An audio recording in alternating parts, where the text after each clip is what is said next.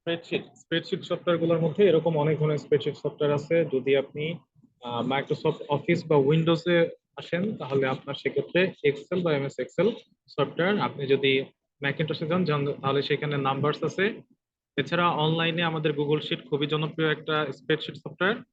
আর এছাড়া আরো অনেক এরকম আপনার স্প্রেডশিট সফটওয়্যার আছে, সেগুলো আপনারা এই নামগুলো একটু জেনে রাখতে পারেন। আমার কথা কি শোনা যাচ্ছে? জি স্যার, স্পষ্ট শোনা যাচ্ছে। আচ্ছা, ঠিক আছে। এই জিনিসগুলো আপনারা একটু নাম জেনে রাখবেন। আমরা মেইনলি এক্সেল নিয়ে দেখবো। আর মোটামুটি সমস্ত স্প্রেডশিটেই একই রকম, ফাংশন গুলো একই রকম, কাজও মোটামুটি একই রকম। তো আমরা আস্তে আস্তে একটু আগাই। আমাদের এক্সেল এর যে ফাইল এক্সটেনশন আছে সেটা হচ্ছে ডট এক্সএল এস। এটা হচ্ছে ওল্ড ভার্সন বলতে 2013 সাল পর্যন্ত যে এক্সেল গুলো ছিল সেগুলো ডট এক্সএল এস এই ফরম্যাটে ছিল। এবং 16 সাল থেকে যেগুলো আসলো সেগুলো হচ্ছে ডট এক্সএল এস এক্স। এই ফরম্যাটে আমাদের ফাইল ফরম্যাটে এক্সেল এর ফাইলগুলো সেভ করব। এবং আপনাদের সবাইকে বলছিলাম অবশ্যই 2019 ইনস্টল দিবেন। 2019 এর ক্ষেত্রেও ফাইল ফরম্যাটটা dot X L S X এরকম থাকবে। আর যদি এক্সেল এস এস এই টাইপের কোনো সব ফাইল ফরম্যাটের এক্সেল ফাইল থাকে তাহলে সেটা 2016-19-এ রান করবে, যে কোনো ভার্সনে রান করবে। কিন্তু যদি dot XL S S x আপনার ফাইল ফরম্যাট হয় সেগুলো কিন্তু 2013-তে আর রান করবে না। মানে 2013 থেকে আগের যে ভার্সন গুলো আছে সেই ভার্সন গুলায় ডট এক্সএল এস এক্স এই ফরম্যাটের ফাইলগুলো কিন্তু রান করবে না। কিন্তু ডট এক্সএল এস এই ফরম্যাটের সমস্ত এই ফরম্যাটের ফাইলগুলো 2016, 19, 21, 13 সমস্ত জায়গাতেই আপনি রান করাতে পারবেন। আচ্ছা, এটা হলো ফাইল ফরম্যাট। আপনারা ফরম্যাট এইভাবে সেভ করবেন। কিভাবে একটা ফাইলের ফরম্যাট চেঞ্জ করতে হয় আপনারা জানেন। আচ্ছা, এরপরে আসেন আমাদের একটা এক্সেল এর শীট দেখতে অনেকটা এরকম হয়। এইখানে আমরা যে ছোট ছোট খোপ দেখতেছি ঘরের মতো, এগুলোকে বলা হয় সেল।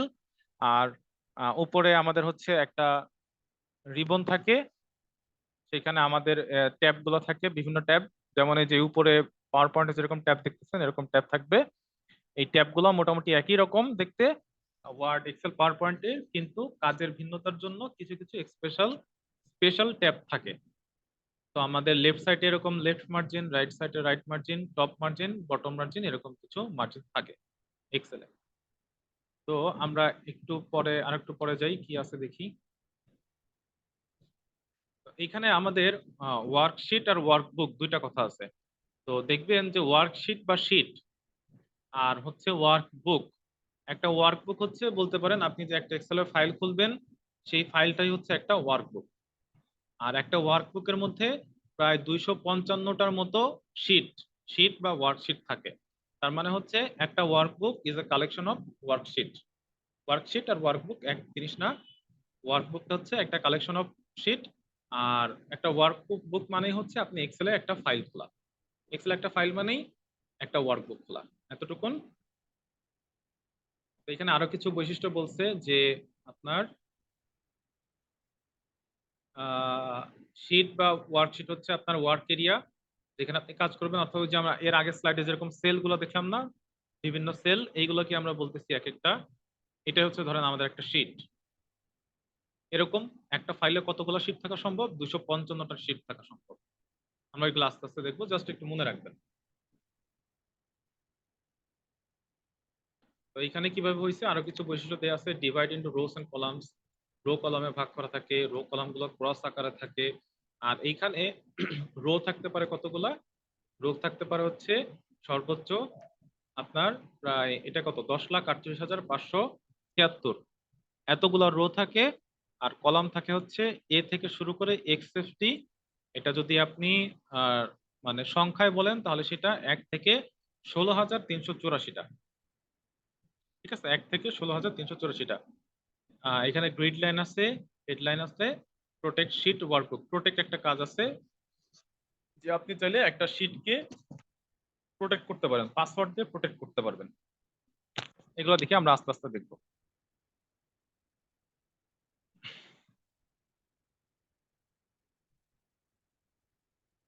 আচ্ছা, সেল সেল কি জিনিস? সেল হচ্ছে বললাম ওই যে এই যে ছোট ছোট ঘর, এগুলোকে বলা এক একটা সেল। এই যে এটা একটা সেল, এই যে রেক্ট্যাঙ্গুলার যে এরিয়াটা দেখতেছেন এটা একটা সেল, এটা একটা সেল, এরকম অনেকগুলো সেল থাকে একটা শীটের ভিতরে।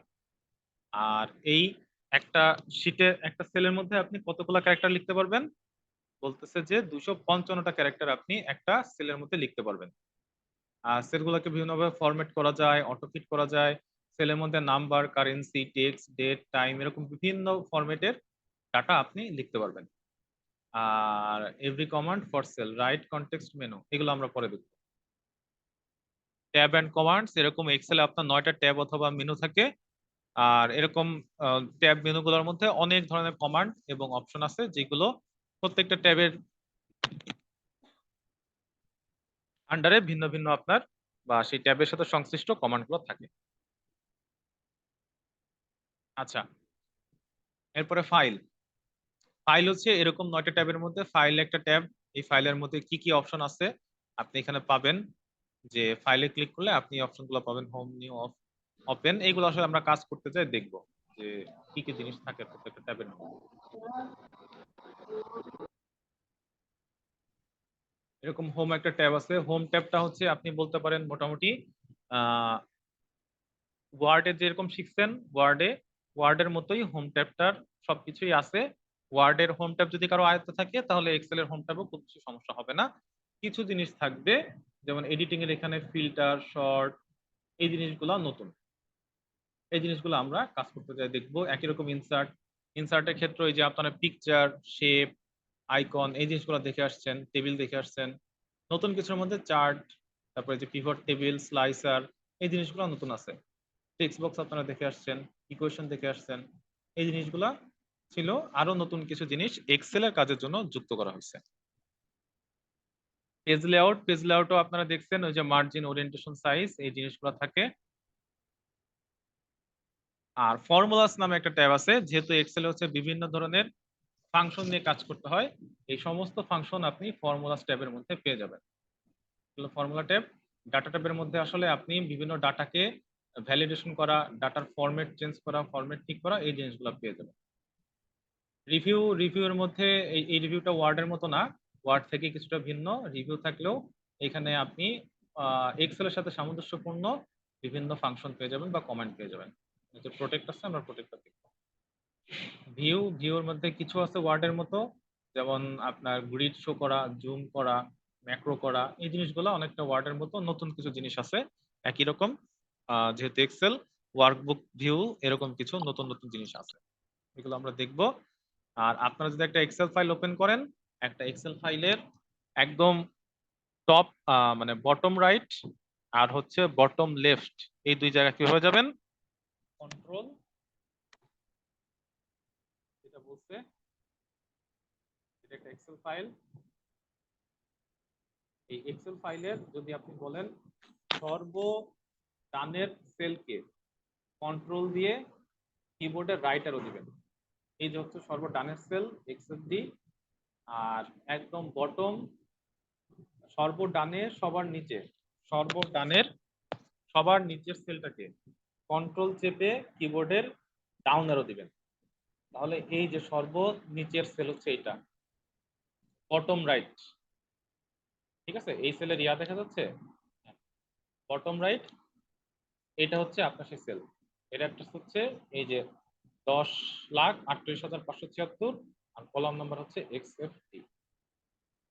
কলাম নাম্বারটা চেঞ্জ,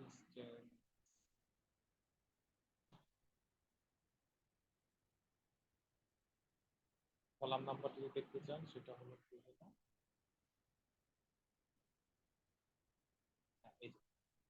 এটা দিলে এই যে কলাম নাম্বারটা দেখতে পারেন, 16,384টা কলাম আছে। আর রো আছে 10,38,576। এটা হলো আমাদের রো কলাম গেল।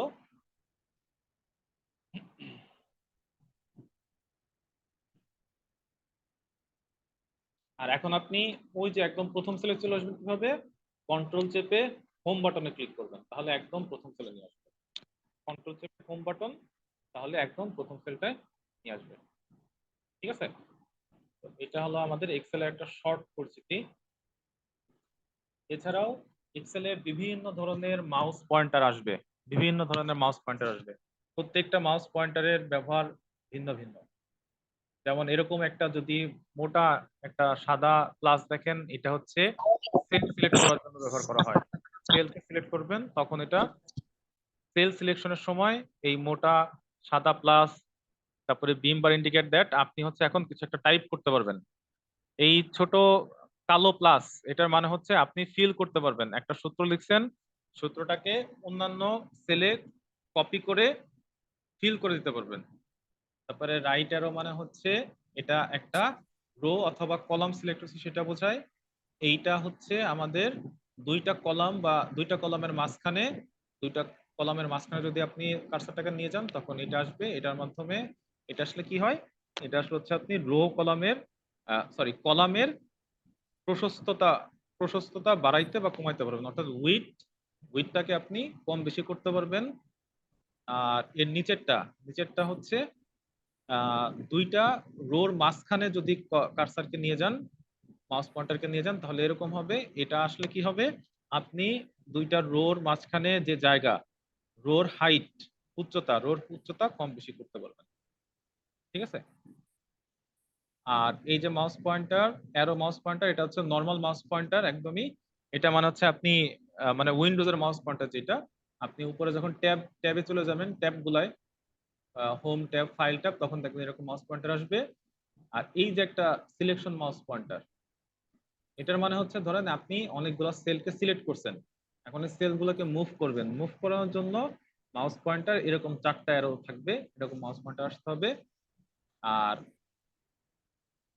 এই যে একটা দেখাচ্ছে যে প্লাস, পয়েন্টারের উপরে ছোট্ট করে একটা প্লাস, এটার মানে হচ্ছে আপনি কিছু একটা কপি করছেন, সেই কপি করা জিনিসটা অন্য একটা সেলে নিয়ে যাবেন। এরকম কিছু একটা করলে, কোনো কিছু কপি করলে আপনার মাউস পয়েন্টারটা এরকম একটা প্লাস সিম্বল চলে। এগুলো মুখস্থ করার দরকার নেই, এগুলো কাজ করতে করতে আমরা দেখব। ঠিক আছে। আর এটা ফর্মুলা ফাংশন, এরকম কিছু ফাংশনের পরিচিতি আছে। আর এগুলো ইফটা আমরা পরে দেখবো, যখন ইফের কাজ শিখবো তখন আমরা দেখবো। এই মুহূর্তে আমি আপনাদের ছোট্ট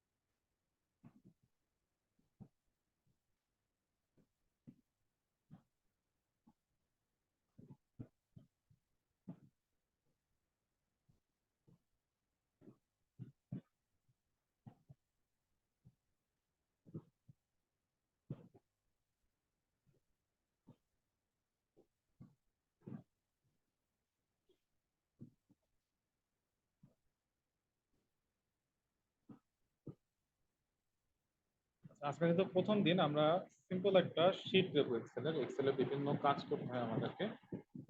তো এই কাজগুলোকে আমরা আগে একটা শীট বলতে পারি।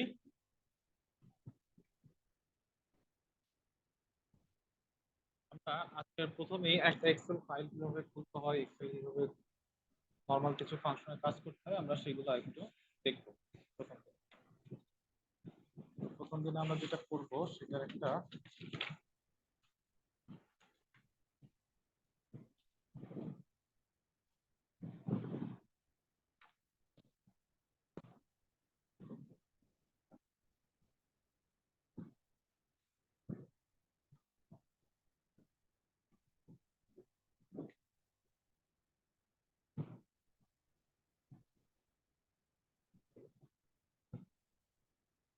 সবাই একটু হোয়াটসঅ্যাপে যান। না, এখন স্ক্রিন শেয়ার করি নাই আমি। সবাই একটু হোয়াটসঅ্যাপে যাবেন, আপনাদের হোয়াটসঅ্যাপ গ্রুপে যাবেন। হোয়াটসঅ্যাপ গ্রুপে আমি একটা ছবি দিচ্ছি। ছবিতে যে শীটটা আছে এই শীটটা আমরা আজকে করবো। স্ক্রিন শেয়ার এখনো করি নাই, একটু পরে করবো স্ক্রিন শেয়ার।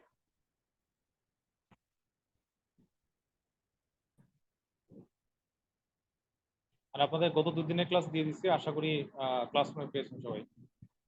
গত 2 দিনের ক্লাস আজকে আপলোড করে দিচ্ছি।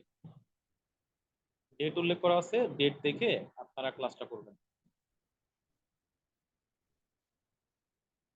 ক্লাসের ভিডিওটা দেখবেন আর কি। আপনারা কোর্সে কতজন আছেন? টোটাল ভর্তি কতজন কোর্সে? চ্যাট বক্সে কেউ একটু লিখেন। চ্যাট বক্সে কেউ একটু লিখেন টোটাল কতজন আছেন ভর্তি হয়েছেন কোর্সে?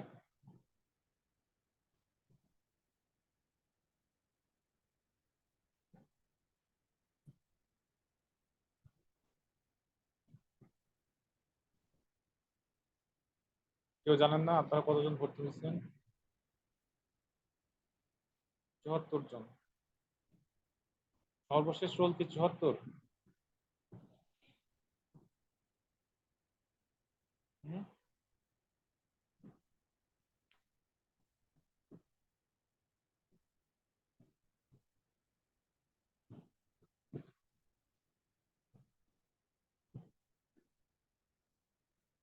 74 জন ভর্তি হয়েছেন। আচ্ছা,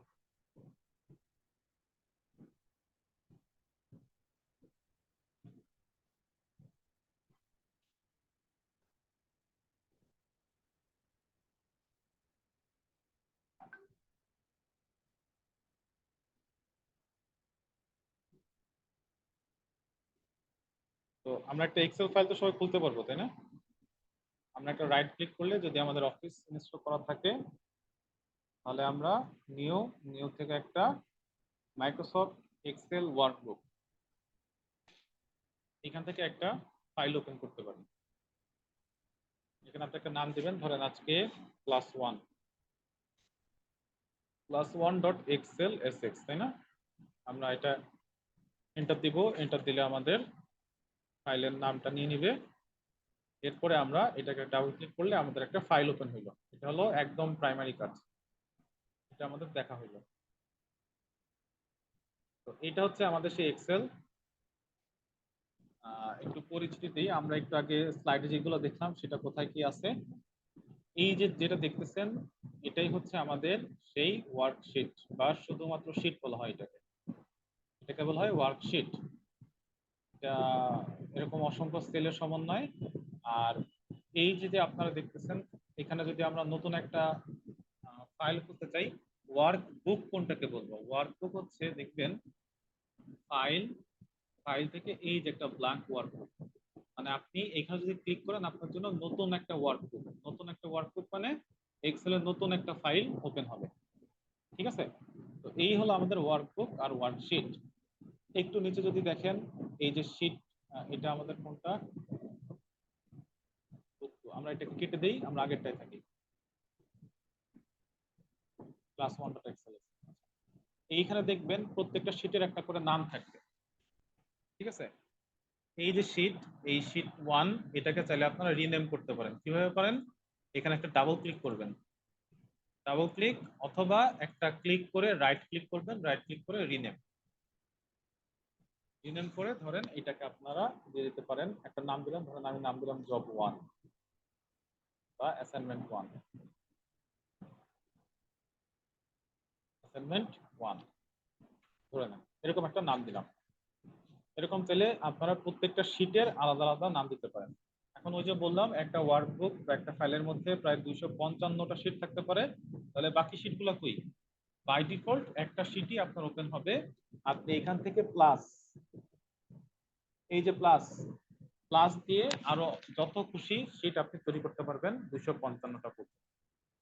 এভাবে আপনার অসংখ্য শীট তৈরি হবে। ঠিক আছে? এই প্লাসে ক্লিক করলে আপনার শীটগুলো ওপেন থাকবে। এখন আপনি যদি শীট ডিলিট করতে চান তাহলে কি করবেন? রাইট ক্লিক করে ডিলিট।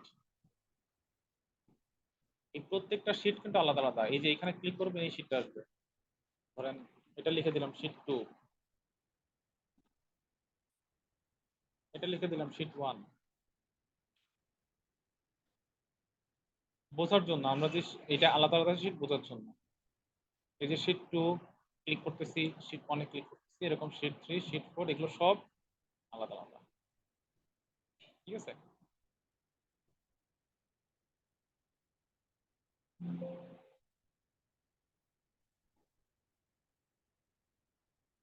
শীটগুলো আমরা ডিলিট করে দিলাম।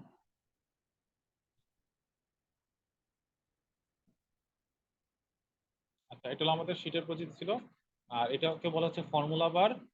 আর প্রত্যেকটা সেলের একটা করে সেল অ্যাড্রেস থাকে।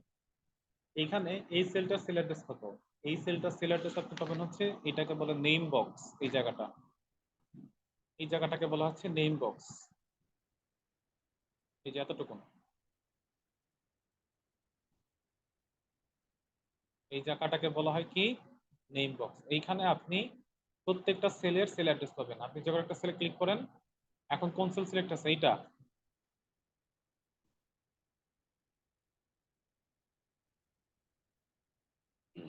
এই সেলের সেল অ্যাড্রেস কত, E7, এখানে দেখাবে। এটা ক্লিক করি, এটা হচ্ছে C5, এটা হচ্ছে G3। এরকম যে সেলে আপনি ক্লিক করবেন সেই সেল অ্যাড্রেসটা এই নেম বক্সের মধ্যে পেয়ে যাবেন। এটা ছিল নতুন কিছু। এখানে হচ্ছে ফর্মুলা বার, আপনি যত ফর্মুলা লিখবেন সমস্ত ফর্মুলা এইখানেই আছে।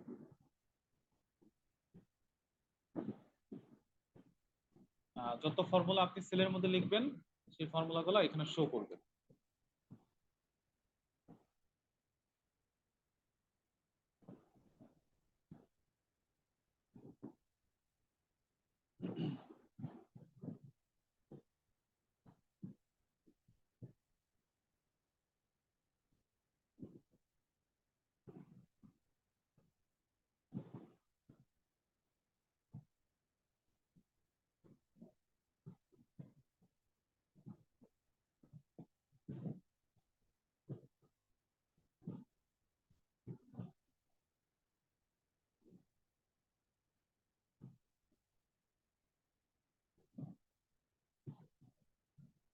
আচ্ছা, আপনাদের হোয়াটসঅ্যাপে একটা ছবি আপলোড করছি, দেখেন এখানে একটা জব আছে, অ্যাসাইনমেন্ট আছে। এই অ্যাসাইনমেন্ট আমরা আজকে করব। একদম বেসিক জিনিস, আমাদের যোগ বিয়োগ গুণ ভাগ, এই জিনিসগুলোই আমরা একটা অ্যাসাইনমেন্ট আকারে করব। তাহলে আমাদের কি হবে, অ্যাসাইনমেন্ট গুলো সলভ হয়ে যাবে, সাথে সাথে আমরা কাজগুলো শিখে ফেলবো। এটাকে যদি আপনারা একটু দেখেন যে কি কি আছে,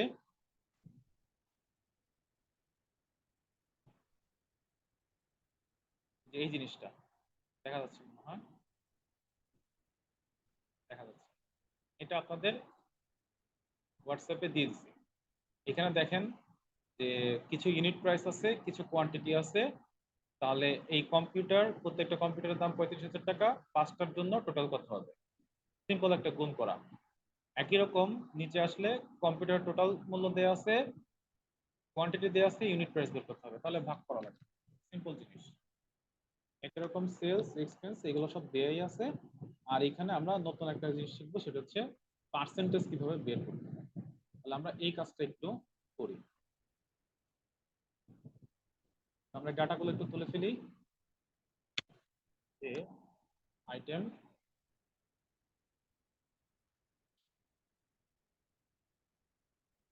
item, unit price, quantity, total, VAT, 15%, এগুলো কি লিখলাম, এগুলো হচ্ছে সব হেডিং। ঠিক আছে, এখন শুধু ডাটা লিখতেছি, হেডিং আর ডাটা। 35,000, 5টা, স্ট্যাবিলাইজার 3,000 টাকা, ইউনিট প্রাইস এরকম আছে 6টা, প্রিন্টার 4500 এরকম আছে 10টা। ঠিক আছে। আচ্ছা, স্প্রেডশিট আপনি কখন ব্যবহার করবেন, এক্সেলটা কখন ব্যবহার করবেন? কেউ একজন বলেন তো এক্সেলটা কখন ব্যবহার করবেন? চ্যাট বক্সে কেউ একজন লিখেন তো এক্সেলের ব্যবহারটা কখন।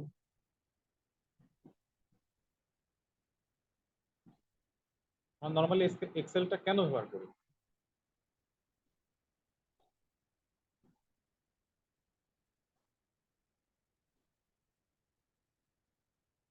হ্যাঁ, হিসাব নিকাশ করার জন্য।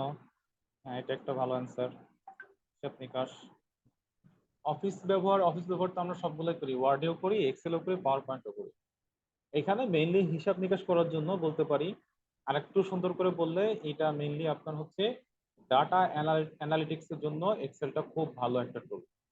এটা বিভিন্ন ধরনের ডাটা সংক্রান্ত কাজকর্ম করার জন্য, তথ্য উপাত্ত ভিত্তিক কোনো কাজ করার জন্য বেশিরভাগ ক্ষেত্রেই আপনার এই এক্সেল ব্যবহার করা হয়।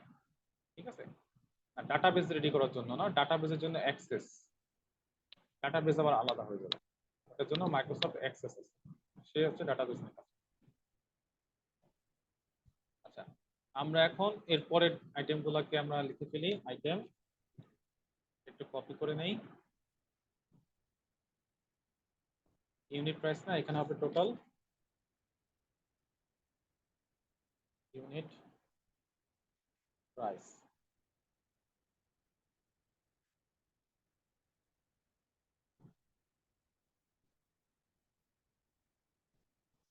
কম্পিউটার। আচ্ছা, এগুলো কপি করতেছি কিভাবে দেখছেন? আমি একটু দ্রুত চলে গেছি। কপি করার সময় এই যে দেখেন, আপনি যখন এই যে একটা সাদা একটা প্লাস আসছে না, সাদা প্লাসের কাজ কি ছিল একজন বলেন তো? সিলেকশন করা। এই যে কোন একটা সেলে ক্লিক করে ধরে রেখে নিচের দিকে ড্র্যাগ করবেন, তাহলে সিলেক্ট হবে। সিলেক্ট হওয়ার পর কিবোর্ড থেকে কন্ট্রোল সি দিলেও কপি হবে, অথবা রাইট ক্লিক করে কপি করলেও কপি হবে। কপি করে আপনি এই যে সেলে আমি ক্লিক করলাম, ক্লিক করে রাইট ক্লিক করে পেস্ট দিবেন, অথবা কন্ট্রোল ভি দিবেন, তাহলে পেস্ট হয়ে যাবে। পেস্ট। ঠিক আছে, আর এখানে ডাটাগুলো আমরা লিখে দেব। 35 1 2 3 4, 27 1 2 3, 31 5 0।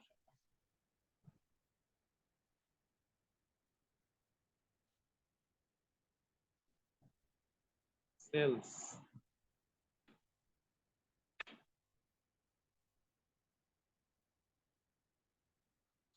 সেলস 35 1 2 3 4,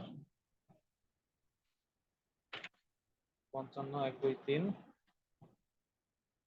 32 1 2 3। এক্সপেন্সেস। এক্সপেন্সেস 32 1 2 3 4, 43 1 2 3, 24 1 2 3। ডাটাগুলো আমাদের ছিল। হ্যাঁ, তো এইখানে আমাদের কি করতে হবে? টোটালটা বের করতে হবে। টোটাল বের করা মানে কি? আমাদের প্রত্যেকটা কম্পিউটার ইউনিট প্রাইস আছে 35,000, এরকম 5টা কম্পিউটার, তাহলে 5টা কম্পিউটারের গুণফল যা হবে সেইটার টোটাল আসবে। স্ট্যাবিলাইজারের প্রত্যেকটা দাম 3,000, এরকম কোয়ান্টিটি 6টা, তাহলে 3,000 আর 6 দিয়ে গুণ করলে যা আসবে সেটা এখানে টোটালে থাকবে। একই রকম প্রিন্টারের ক্ষেত্রেও 10টা প্রিন্টারের গুণফল যা হবে সেটাই থাকবে। তো এক্সেলের নিয়মটা হচ্ছে, এক্সেলে যখন আপনি কোনো যোগ বিয়োগ গুণ ভাগ অর্থাৎ কোনো ম্যাথমেটিক্যাল অপারেশন করবেন বা কোনো ফাংশন ব্যবহার করবেন, কোনো ম্যাথমেটিক্যাল কাজ করবেন, যোগ বিয়োগ গুণ ভাগ বা কোনো ফাংশন ব্যবহার করবেন, তখন আপনাকে প্রথমেই ইকুয়াল দিতে হবে। প্রথমে আপনাকে ইকুয়াল অপারেটরটা দিতে হবে। ইকুয়াল অপারেটরটা দিয়ে আপনার কাজ শুরু হবে। ইকুয়াল অপারেটর দিয়ে এখন আপনি কি করবেন? এক্সেলে যোগ বিয়োগ গুণ ভাগ করার জন্য আমরা সবসময় সেল অ্যাড্রেস নিয়ে কাজ করি। সবসময় কি নিয়ে কাজ করি? সরাসরি সেল অ্যাড্রেস নিয়ে কাজ করি, কখনো সেলের ভ্যালু নিয়ে কাজ করি। সেল অ্যাড্রেসটা কি? সেল অ্যাড্রেসটা কি? সেল অ্যাড্রেসটা হচ্ছে প্রত্যেকটা সেলকে আপনি সিলেক্ট করলে, এই যে দেখেন নেম বক্সের মধ্যে একটা কিছু আসছে না, ওই যে নেম বক্সে G4 আসলো না, এটা হচ্ছে ওই সেলের অ্যাড্রেস। যে সেলে ক্লিক করেন সেই সেলের অ্যাড্রেসটা নেম বক্সের মধ্যে পেয়ে যাবেন। তো যখনই আমরা যোগ বিয়োগ গুণ ভাগ কিছু একটা করব, সেটা আমরা সব সময় এক্সেলে এই সেলের অ্যাড্রেস ধরে করব। সব সময় সেলের অ্যাড্রেস ধরে করব, এটা মানে বেশিরভাগ ক্ষেত্রেই আর কি। আর যদি আপনি কোনো নিজের ডাটা টাইপ করে দেন, কোনো ডাটা টাইপ করে দেন তাহলে টাইপ করে দিলেন, আর নাহলে সমস্ত ক্ষেত্রে আমাদের সেল অ্যাড্রেস ধরেই কাজ করতে হয়। সেল অ্যাড্রেস আবার দুই ধরনের হয়, দুই ধরন তিন ধরনের হয়, সেটা আমরা পরে দেখব। তো এই সেল অ্যাড্রেস গুলো একটা নাম আছে, এগুলোকে বলা হচ্ছে রিলেটিভ সেল অ্যাড্রেস। ঠিক আছে, এগুলোকে কি বলে? Relative sell address. আর এক ধরনের সেল অ্যাড্রেস আছে, সেটাকে বলে হচ্ছে অ্যাবসোলুট সেল, মানে রিলেটিভ সেল রেফারেন্স একটা, এটাকে বলা হচ্ছে রিলেটিভ সেল রেফারেন্স। আর একটা আছে হচ্ছে অ্যাবসোলুট সেল রেফারেন্স। তো আমরা আপাতত যেহেতু অ্যাবসোলুট লাগবে না, আমরা এটা শিখবো না, আমরা এখন রিলেটিভ সেল রেফারেন্সটা শিখব। ঠিক আছে, রিলেটিভ সেল রেফারেন্সের জন্য আমরা রিলেটিভ সেল রেফারেন্সটা কিভাবে পাবো? যে কোনো সেলকে আপনি যদি ক্লিক করেন, যে অ্যাড্রেসটা পাবেন সেটাই হচ্ছে তার রিলেটিভ সেল রেফারেন্স। কিচ্ছু করতে হবে না, শুধু ক্লিক করবেন, যেটা আসবে সেটাই রিলেটিভ সেল রেফারেন্স। তো আমরা আসলে এখানে কি করতে চাই? 35,000-কে 5 দিয়ে গুণ করতে চাই। তাহলে আমরা এখানে যে কাজটা করব, 35,000 কোন সেলে আছে সেই সেলটাকে সিলেক্ট করব। সিলেক্ট করার জন্য এই 35,000 সেলের উপর একটা ক্লিক দিব। তাহলে এই যে দেখেন B2, এই সেল অ্যাড্রেসটা সিলেক্ট হয়ে গেল B2। আর গুণ করার জন্য কিবোর্ড থেকে স্টার দিব, স্টারটা কই পাবেন? কিবোর্ডে দেখবেন 9, ডান দিকে যে নিউমেরিক সংখ্যাগুলো আছে কিবোর্ডের একদম ডান দিকে, ওই দিকে দেখবেন মাইনাসের মাইনাসের পাশে স্টার আছে, 9 এর উপরে মাইনাসের পাশে স্টার আছে, স্টারটা দিবেন। অথবা এই যে আপনার কিবোর্ডের অ্যালফাবেট গুলোর উপরে দেখবেন 8 আছে, এই 8 শিফট ধরে 8 দিলে আপনার স্টারটা আসবে। শিফট ধরে 8 যদি দেন, এটা কোন 8? ওই যে অ্যালফাবেট ABCDEFGH এইগুলোর উপরে যে 8টা আছে, শিফট ধরে 8টা প্রেস করলে আপনার স্টারটা আসবে। তো আমরা যাচ্ছি 35,000 গুণ 5 করা, তাই না? তাহলে 35,000 সেল অ্যাড্রেস নিলাম, গুণ 5 করতে হবে। তাহলে 5 সেল অ্যাড্রেস কোনটা? 5 সেল অ্যাড্রেস হচ্ছে এটা। তাহলে এই দুইটা দিয়ে আমরা গুণ করে আমাদের সূত্র লেখা শেষ। সূত্র লেখা শেষ হলে সবসময় একটা এন্টার দিবেন, যদি কোনো ভুল না থাকে তাহলে রেজাল্ট দেখাই দিবে। তাহলে আমাদের টোটাল হচ্ছে এই 1,75,000 টাকা। 5টা কম্পিউটারের দাম আসতেছে 1,75,000 টাকা। ঠিক আছে, এটা হলো আমরা গুণ শিখে ফেললাম। এখন একই রকম যদি আমরা এই সেলের জন্য করি, ইকুয়াল এই sell address stabiliser unit price যে সেল আছে সেই সেল একটা ক্লিক করব। ক্লিক করে কিবোর্ড থেকে স্টার্ট দিব, তারপর কোয়ান্টিটিস 6 এটাকে সিলেক্ট করে সিলেক্ট করে আমরা একটা এন্টার দিব, তাহলে এটা চলে আসবে। একই রকম unit price into quantity, enter, 35,000। ঠিক আছে, এই 35,000 পাইলাম। তাহলে এইভাবে আমরা হচ্ছে গুণটা শিখে ফেলছি। যোগটাও একই রকম, বিয়োগটাও একই রকম, খালি কি করবেন? এই স্টারের এখানে যোগ দিবেন, স্টারের এখানে বিয়োগ দিবেন, আর কিছু না, একই জিনিস। এখন আমরা নিচেরটা একটু করি। নিচেরটা হচ্ছে ইউনিট প্রাইস। এটা কি করতে হবে? টোটালকে কোয়ান্টিটিতে ভাগ দিতে হবে। টোটালকে কোয়ান্টিটিতে কিভাবে ভাগ দিবেন? সূত্র একই, প্রথমে একটা ইকুয়াল দিতে হবে, সমস্ত ম্যাথমেটিক্যাল অপারেশনের আগে একটা ইকুয়াল দিবেন। কাকে ভাগ দিব? টোটালকে। তাহলে আগে টোটালের সেল অ্যাড্রেস, কম্পিউটারের টোটাল যেখানে আছে সেই সেলসটাকে সিলেক্ট করলাম, ভাগ। ভাগ হচ্ছে কিবোর্ডে যে দেখবেন স্টারের পাশেই ভাগ আছে, স্টারের বাম পাশেই ভাগ আছে, ডান দিকে নিউমেরিক সংখ্যাগুলোর স্টারের পাশেই এই যে রাইট স্ল্যাশ, এটা ঠিক আছে, এই স্ল্যাশটা দিবেন। এই স্ল্যাশটা দিয়ে ভাগ করবেন কত দিয়ে? কোয়ান্টিটি না, তাহলে কোয়ান্টিটি কত আছে? 10।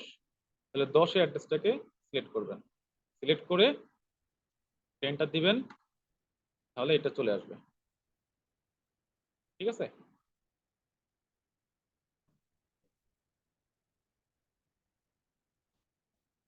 আর এখন নিচেরটার বেলা কি করতে হবে? নিচেরটার বেলাও একই কথা, ইকুয়াল সেল অ্যাড্রেস ভাগ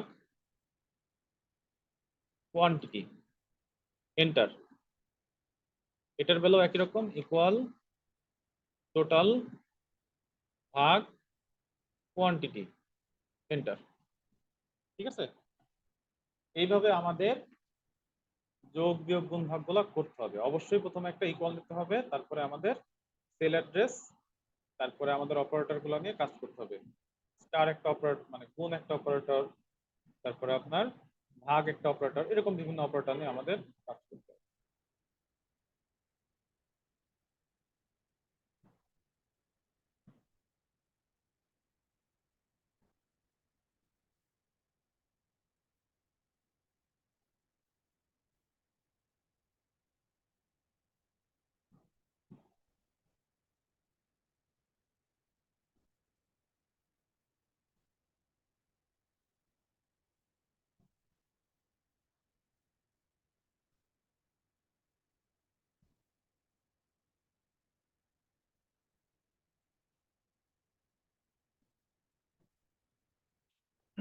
আচ্ছা, এটা বুঝতে পারছি সবাই?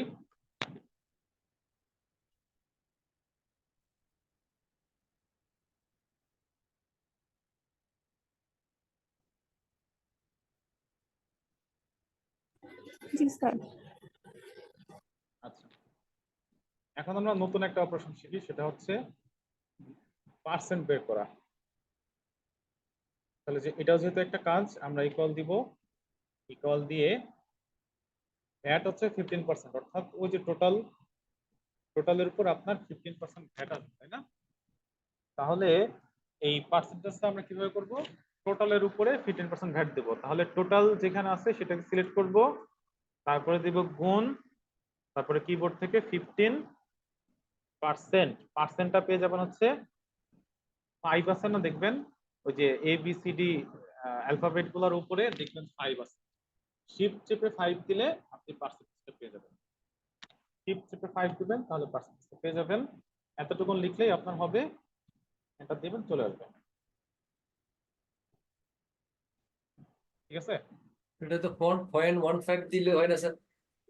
জি, 0.15 দিয়ে গুণ করলে তো হয় স্যার। সেটা তো হবেই, কিন্তু পার্সেন্টেজটা আমরা শিখতে হবে স্যার না? এইসব স্যার এইসব ফর্মুলাকে আমরা সাম ইয়া ফর্মুলা ব্যবহার করতে পারবো? আমি সব জায়গায় ব্যবহার করতে পারবেন এগুলো। জি। একই রকম যদি নিজেরটার জন্য করেন, তাহলে টোটাল ইন্টু 15%, নিচেরটার ক্ষেত্রেও ইকুয়াল টোটাল ইন্টু 15%।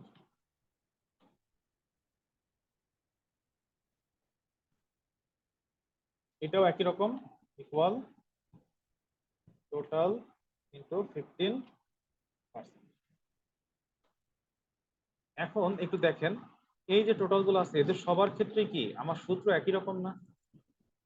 35,000ও 15%, 30,000ও 15%, 4500 জন্য কি 15% না? সবার জন্য তো 15%।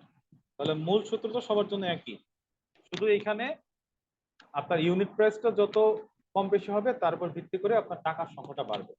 কিন্তু মূল সূত্র একই, যে আপনার ইউনিট প্রাইস যত তার ইন্টু 15%।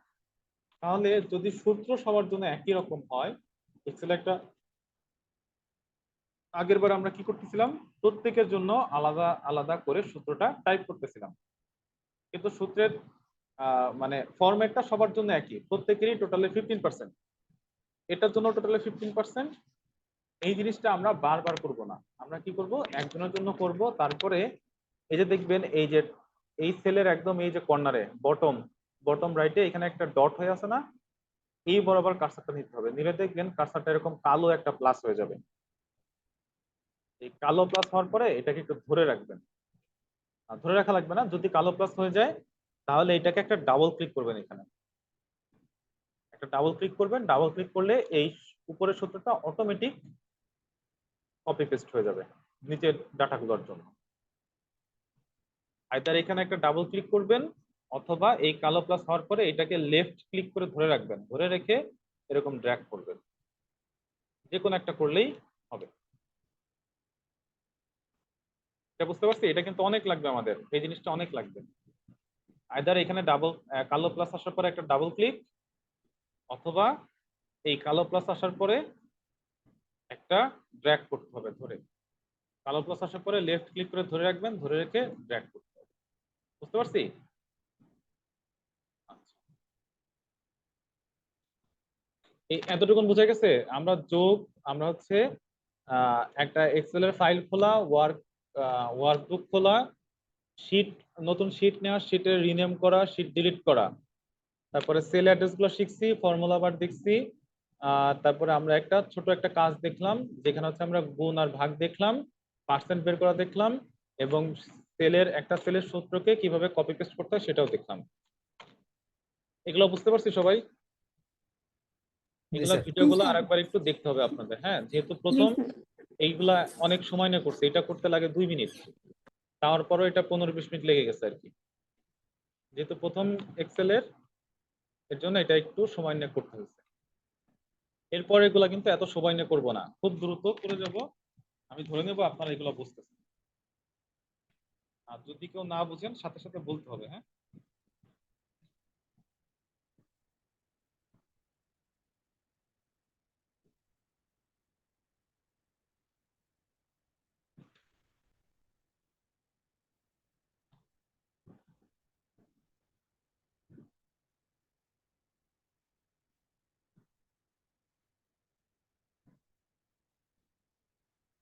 সবাই একটু হোয়াটসঅ্যাপে যান।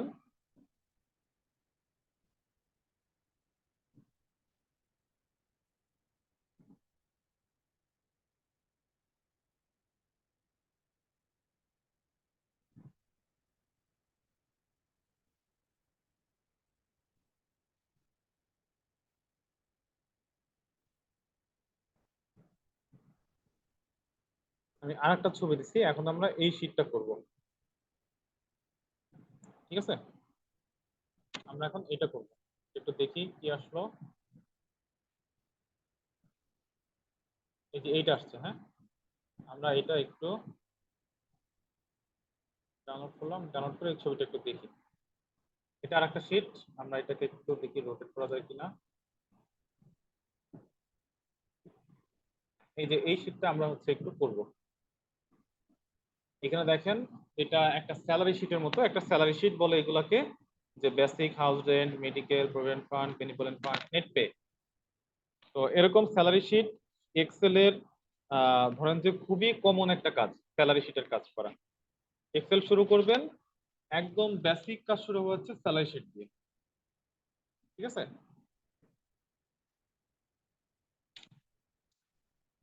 এখানে দেখেন যতগুলা কাজ আছে সবগুলো আমরা শিখছি। এই কাজটা আপনাদের একটু করতে হবে, আপনাদের আধা ঘন্টা সময় আছে।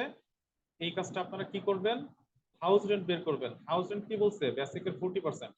তাহলে কিভাবে পার্সেন্ট বের করতে হয় সেটা আমি দেখা দিচ্ছি একটু আগেই। মেডিকেল দিবেন হচ্ছে 1500 টাকা, জাস্ট টাইপ করে দিবেন 1500 টাকা, সবার জন্য 1500 টাকা। প্রভিডেন্ট ফান্ড বেসিকের 10%, তাহলে ওই যে পার্সেন্ট বের করা একটু আগে দেখাই দিচ্ছি, পার্সেন্ট কিভাবে বের করতে হয়, বেসিক ইন্টু 10% দিয়ে দেবেন তাহলেই হবে। Benevolent fund, B fund, benevolent fund, বেসিকের 1%, তাহলে বেসিক ইন্টু 1% দিয়ে দিবেন, তাহলে বেনিভোলেন্ট ফান্ড চলে আসবে। আর নেট পে, নেট পে কি হবে, নেট পে করবেন হচ্ছে বেসিক যোগ হাউস রেন্ট যোগ medical minus P fund minus B fund. বুঝতে পারছি? এটা কি করা যাবে? সবাই একটু টাইপ করে ফেলেন দ্রুত এটা। জি স্যার, পারবো। হ্যাঁ, একটু করে পারবো। ফেলেন। স্যার বি ফান্ড কি স্যার বিয়োগ হবে স্যার না? বি ডট ফান্ড,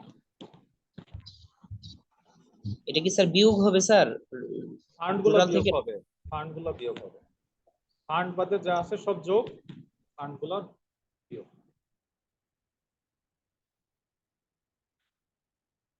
এটা একটু সবাই ট্রাই করেন।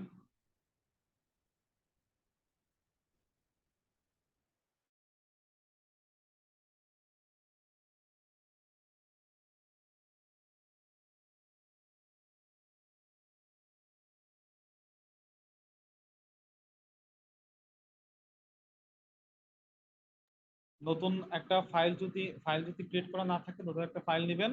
আর যদি নতুন ফাইল ক্রিয়েট করা থাকে তাহলে নতুন একটা শীট নেবেন, নতুন একটা শীটের মধ্যে এটা করবেন।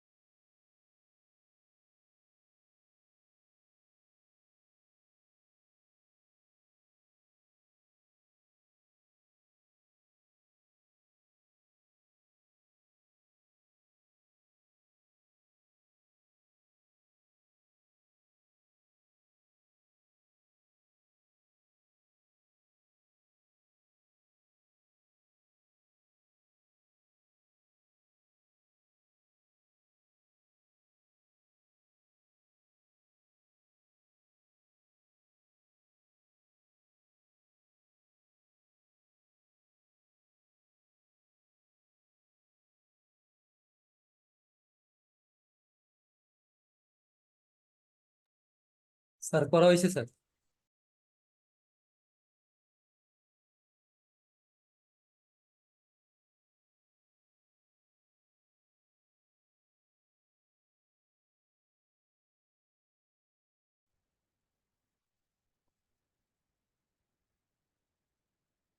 স্যার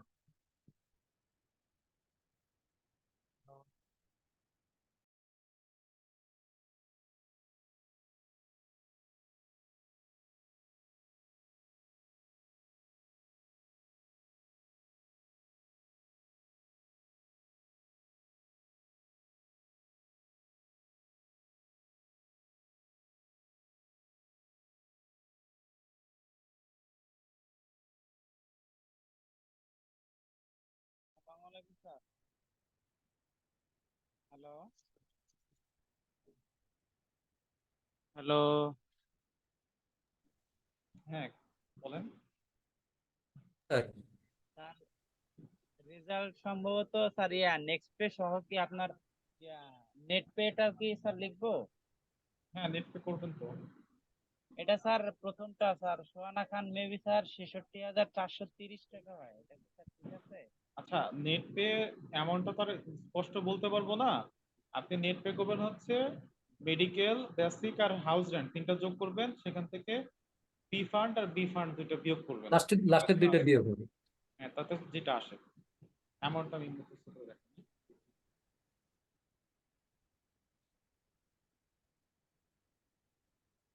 স্যার মেডিকেল পর্যন্ত যোগ করে আর ওগুলা বিয়োগ করে দেবো তো?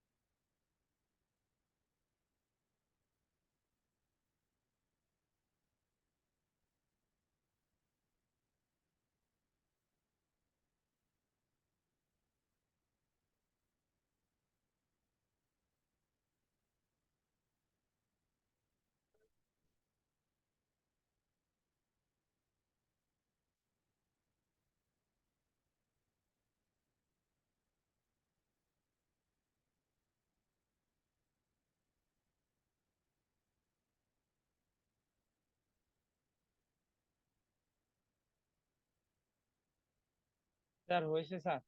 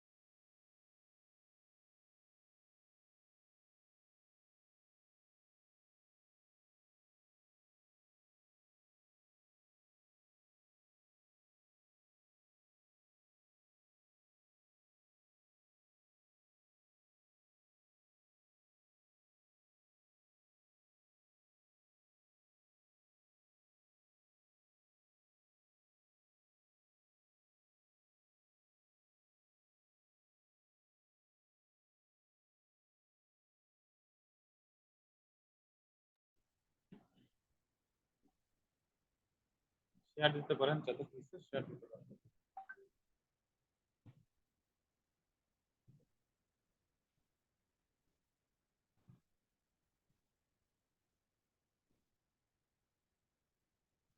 দেখি সূত্রগুলো ক্লিক করেন, হাউস রেন্ট,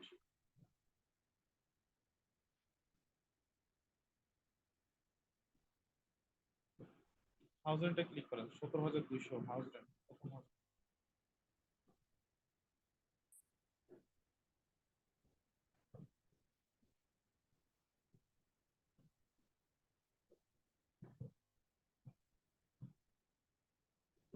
এখানে ক্লিক করেন, এখানে ক্লিক করেন,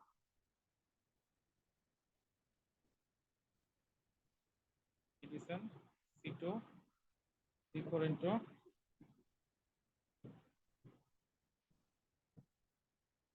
আচ্ছা, তারপরে মেডিকেল 1500, কি ফান্ডে ক্লিক করেন, কি fund, net pay C4 D4 E4 minus F4 minus C4। আচ্ছা, ঠিক আছে, থ্যাংক ইউ।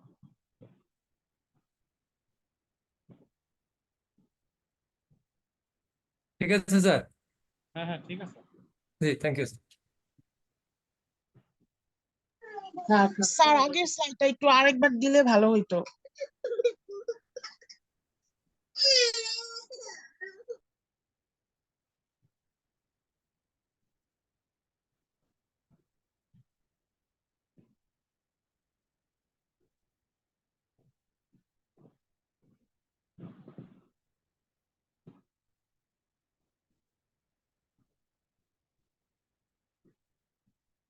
ঠিক আছে, মনে হয় রওনাকুল ইসলাম আপনার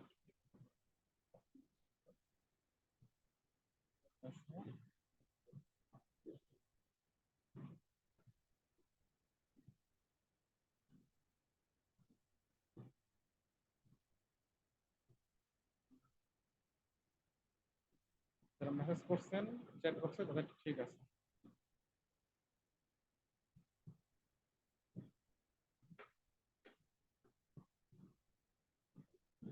বাকিরা একটু কমপ্লিট করেন দ্রুত।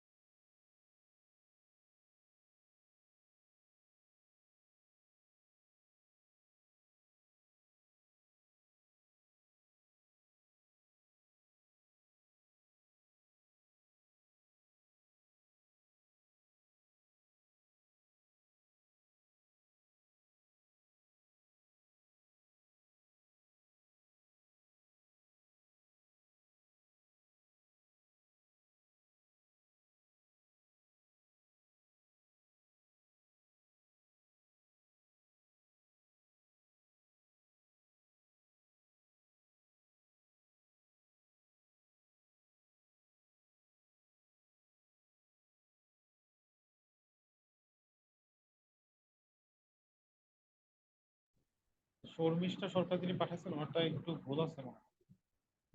নেট পেটা একটু দেখেন তো, শর্মিষ্ঠা সরকার নেট পেটা একটু ভুল আসছে।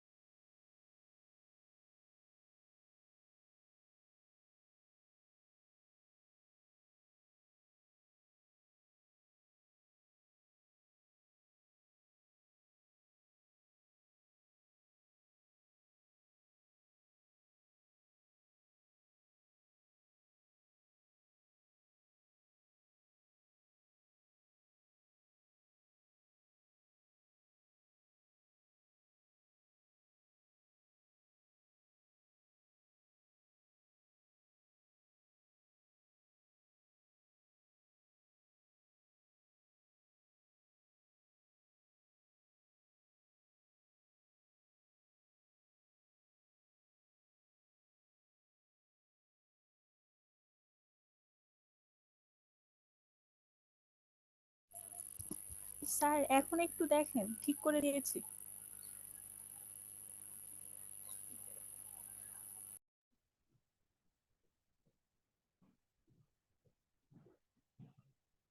তো অঞ্জন হালদার ঠিক আছে, এখন ঠিক আছে।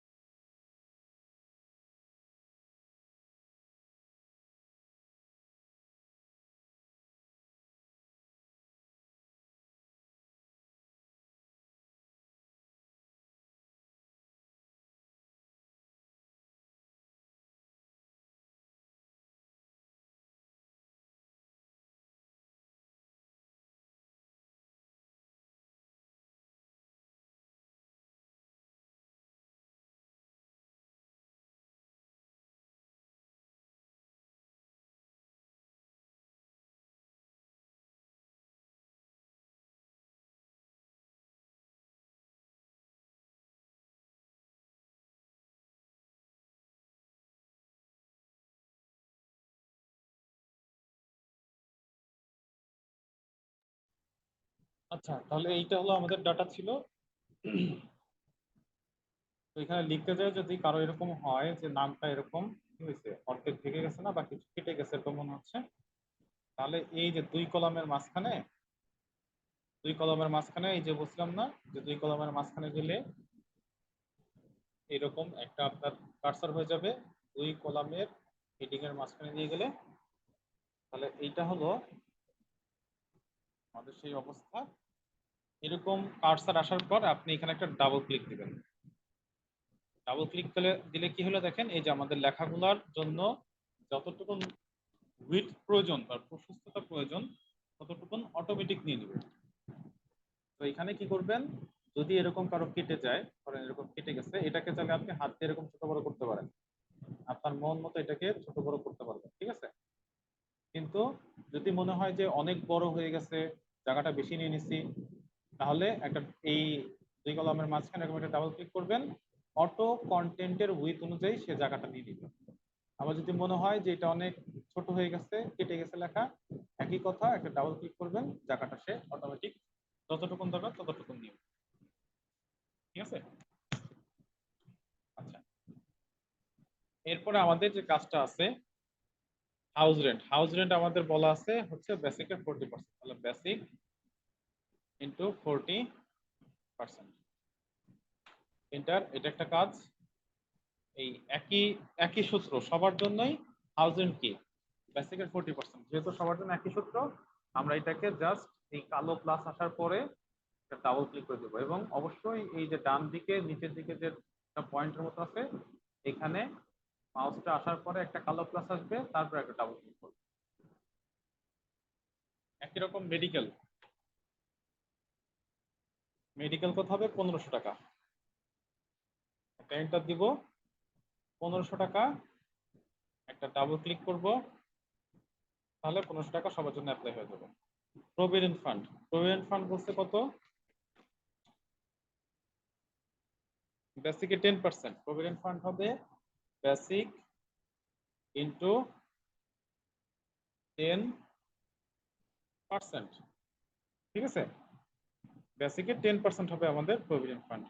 তাহলে এটা সবার জন্য একই রকম, এটা দিব, এটা দেওয়ার পরে এটাকে একটা ডাবল ক্লিক, সবার জন্য যেহেতু একই সূত্র, ডাবল ক্লিক।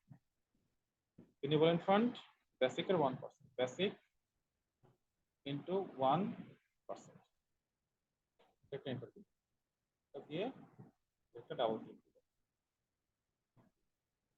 আর নেট পে, নেট পে হবে হচ্ছে বেসিক যোগ হাউস রেন্ট।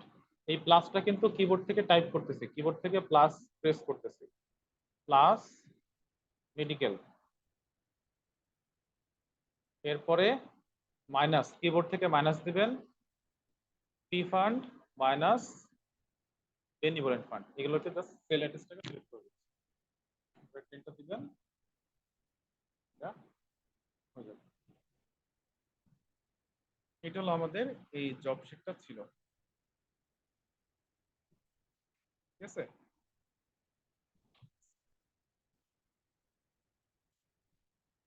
জি স্যার।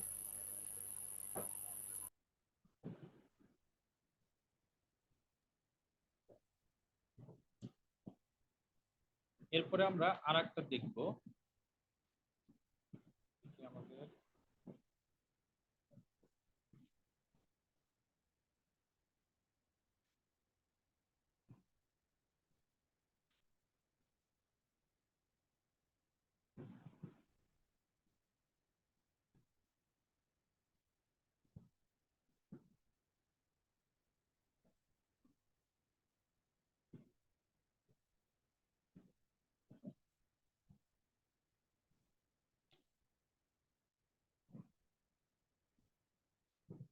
আপনাদের এক্সরে ক্লাস কতদিন? 4 দিন মনে হয় না?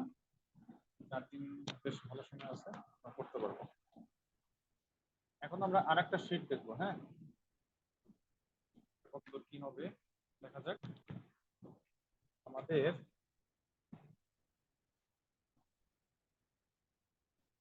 আচ্ছা, নেট পে আরেকবার দেখাবো। নেট পে এর সূত্র হচ্ছে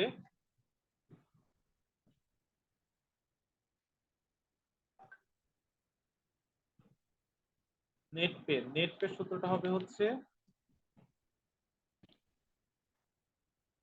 ইকুয়াল, এই যে সিলেক্ট করলাম বেসিক, কিবোর্ড থেকে যোগ দিবেন, তারপরে হাউস রেন্টের সেল সিলেক্ট করলাম, তারপরে কিবোর্ড থেকে যোগ দিবেন, তারপরে মেডিকেলের সেল সিলেক্ট করলাম, এরপর হচ্ছে এই ফান্ড দুটো বিয়োগ যাবে, তাহলে কিবোর্ড থেকে মাইনাস পি ফান্ড সিলেক্ট করবেন, মাইনাস বি ফান্ড সিলেক্ট করবেন, ঠিক আছে? এটা হচ্ছে আমাদের নেট পে। নেট প্রেশারটা হচ্ছে নরমালি সবকিছুই যোগ হয়, ফান্ড থাকলে ফান্ড গুলাকে বিয়োগ করে দিতে হয়। এই হলো আমাদের net pay. Net pay enter দিব, এন্টার দেওয়ার পরে সেটাকে ব্যাক করে দিলাম।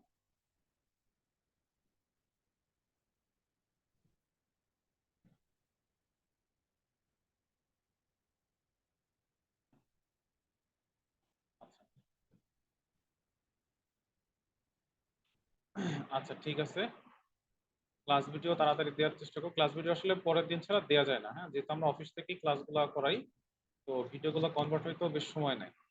তো দেখা যাচ্ছে যে আমাদের পরের দিন সকাল ছাড়া দেওয়ার উপায় থাকে না। আর মানে সকাল বলতে দেখা যাচ্ছে আমার আজকে 8টার সময় অফিসে আসতে হয়েছে, আপনাদের সাথে প্রায় 7টা 8টা পর্যন্ত ক্লাস করাতে হবে। আজকে সারাদিনই ক্লাসের মধ্যে আছে, তো যখন খুব বেশি চাপ থাকে তখন একটু মানে ভিডিওগুলো আপলোড করতে লেট হয়। এগুলা মানে রেগুলার হবে না, হঠাৎ হঠাৎ 2-1 দিন এরকম হয়ে যেতে পারে, ওটা একটু আপনারা কনসিডার করবেন আশা করি। স্যার স্যার রেকর্ডিং সূত্র অন যদি করা সঠিক নেই। করি নাই। স্যার সূত্র যদি সঠিক লিখি স্যার, এক্সেল কি কখনো ভুল করতে পারে স্যার? আপনি সূত্র ঠিক লিখলে এক্সেল কেন ভুল করবে? এক্সেলের তো কোনো বুদ্ধি নাই, কম্পিউটারের বুদ্ধি কত? কম্পিউটার বুদ্ধি হলো শূন্য। আপনি তাকে যেটা পড়াই দিবেন, যেটা শিখাই দিবেন, এর বাইরে সে কিছু করতে পারবে না। যদি কখনো ভুল ধরে, তার মানে আপনার আসলে এখানে ভুল আছে। সে আপনার ভুল ধরতে পারবে, কিন্তু আপনার থেকে বেশি বুদ্ধিমান হতে পারবে না। এটা হলো বাস্তবতা। বুঝতে পারছেন? কম্পিউটার আপনার ভুল ধরতে পারে, কিন্তু আপনার থেকে বেশি বুদ্ধিমান কখনোই হতে পারবে না, যদি না আপনি তাকে বুদ্ধিগুলা শিখায় দেন। আপনার যে ভুল ধরতে পারে কম্পিউটার, এটা তো একটা বুদ্ধিমত্তা। একটা বুদ্ধিমত্তা না, এটা অবশ্যই কম্পিউটারকে শেখানো হয়েছে যে কিভাবে ভুল ধরতে হয়, যার জন্য সে ভুল ধরতে পারে। হ্যাকিং হয় কেন? হ্যাকিং হ্যাকিং হয় এই জন্যই, কারণ হ্যাকিং এ সমস্ত ধরনের ভুলগুলাকে সলভ করা থাকে না। ওয়েব ডেভেলপমেন্টেরও অনেক ধরনের ভুল থাকে। তো যদি আপনি কোনো মেজর টাইপের ভুল করে থাকেন, সেই ভুলগুলো যদি একজন হ্যাকার ধরে ফেলে, বুঝতে পারে, তাহলে আপনার ওয়েবসাইট হ্যাক করা সহজ। যেমন আমাদের, আপনার কি মানে ইন্টারনেটের ক্লাস হয়ে গেছে? ইন্টারনেট সাইবার সিকিউরিটি ক্লাস হয়ে গেছে? না স্যার। হয়েছে স্যার, হয়েছে স্যার। হয়েছে কি হয় নাই? হইলে তো এগুলো বলা। স্যার ইন্টারনেটে ক্লাস হয় না স্যার। সাইবার সিকিউরিটি ক্লাস হয়ে গেছে? জি না স্যার, স্যার। জি স্যার। প্রথম দিকে হয়েছে স্যার। ওটা তো জাস্ট একটু করছে ওই ধরনের ক্লাস। তাহলে আপনার তো এগুলো মানে একটু তো আইডিয়া আছে, যে ধরেন আপনার একটা আইডি হ্যাক হয় কিভাবে। আইডি হ্যাক করার জন্য একজন হ্যাকার কি কি করে?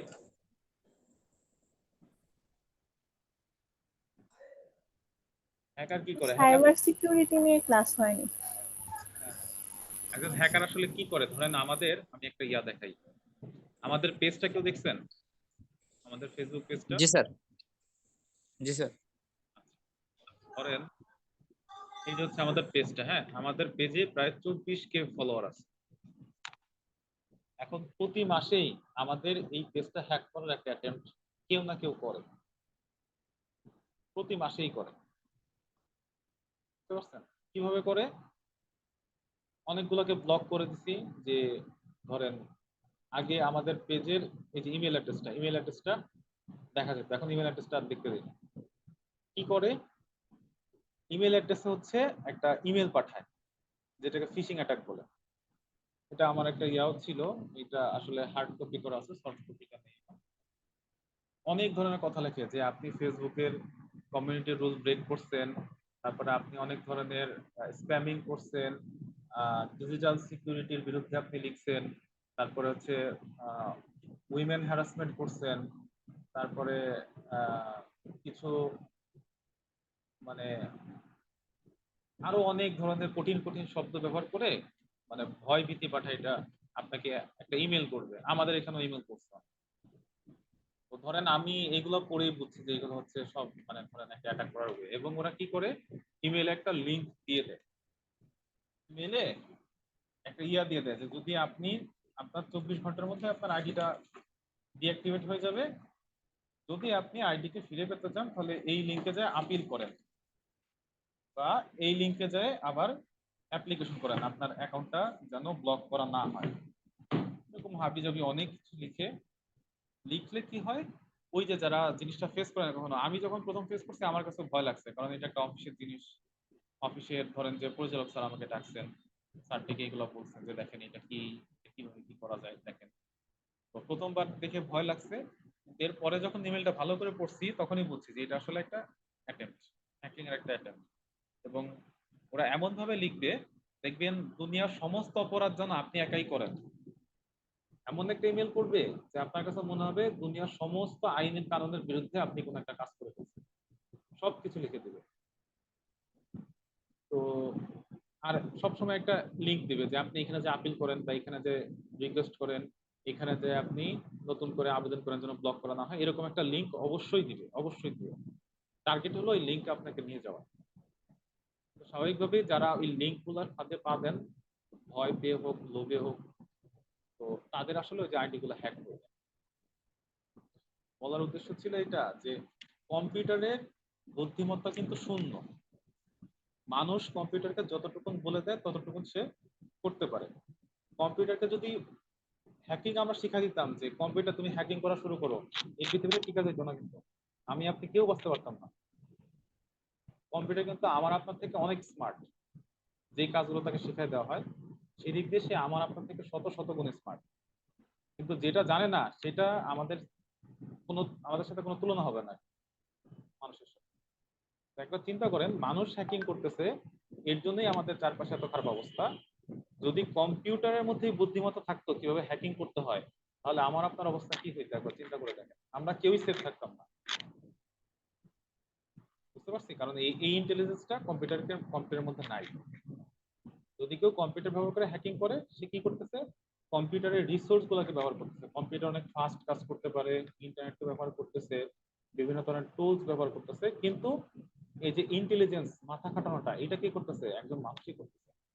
তা আপনি কম্পিউটারকে কোনো কিছু করে দিলেন, সেটা যদি কম্পিউটারকে কেউ শিখিয়ে দেয় আগে থেকে যে এই জিনিসটা এইভাবে এইভাবে হবে। যেমন আমরা এই যে ওয়ার্ডের কাজ করতেছি, এই যে আপনি যে ওয়ার্ডে টাইপ করলে একটা টেবিল আসতেছে, বা আপনি এক্সেল করতেছেন, আপনি যে একটা এক্সেল করতেছেন, আপনার কাছে কি মনে হয় এই যে আপনি একদম সিলেক্ট করলেন, এটা কি এমনি এমনি হয়ে গেল? এমনি এমনি কিন্তু কম্পিউটার কিচ্ছু হয় না। এই প্রত্যেকটা জিনিস কেউ না কেউ প্রোগ্রাম করছে, প্রোগ্রাম করে কম্পিউটারকে বলে দিচ্ছে যে যদি কেউ এইভাবে ড্র্যাগ করে তাহলে তুমি বুঝে নিবা এটা হচ্ছে সিলেক্ট করা। আপনি একটা ফাইল ওপেন করতেছেন, একটা ফাইল কিভাবে ওপেন হবে সেটাও কম্পিউটারকে কেউ না কেউ শিখাই দিচ্ছে কিভাবে একটা ফাইল ওপেন করতে হয়। ওই নিয়মের বাইরে যে আপনি ফাইল ওপেন করতে যান, ফাইল জীবনে ওপেন হবে না, কম্পিউটার আপনাকে এরর দেখাবে। কারণ কম্পিউটার বুঝবে যে তাকে যেটা শেখাই দেওয়া হয়েছে এর বাইরে যায় কোনো একটা কাজ করা হচ্ছে, যার জন্য সেটা বুঝতে পারতেছে না। যখনই বুঝতে পারতেছে না তখনই সেটা সে এরর আকারে আসে। তো মানে আপনি যদি কখনো কাজ করতে যান, আপনার কাজের ভুল ধরার ক্ষমতা কম্পিউটারের নাই, নিজের নাই। যদি কেউ শিখাই দিয়ে থাকে তাহলে সে ভুল ধরতে পারবে। ঠিক আছে? তো একদিক থেকে আরেক দিকে চলে গেলাম আর কি। থ্যাংক ইউ স্যার, অনেক কিছু জানতে পারছি স্যার।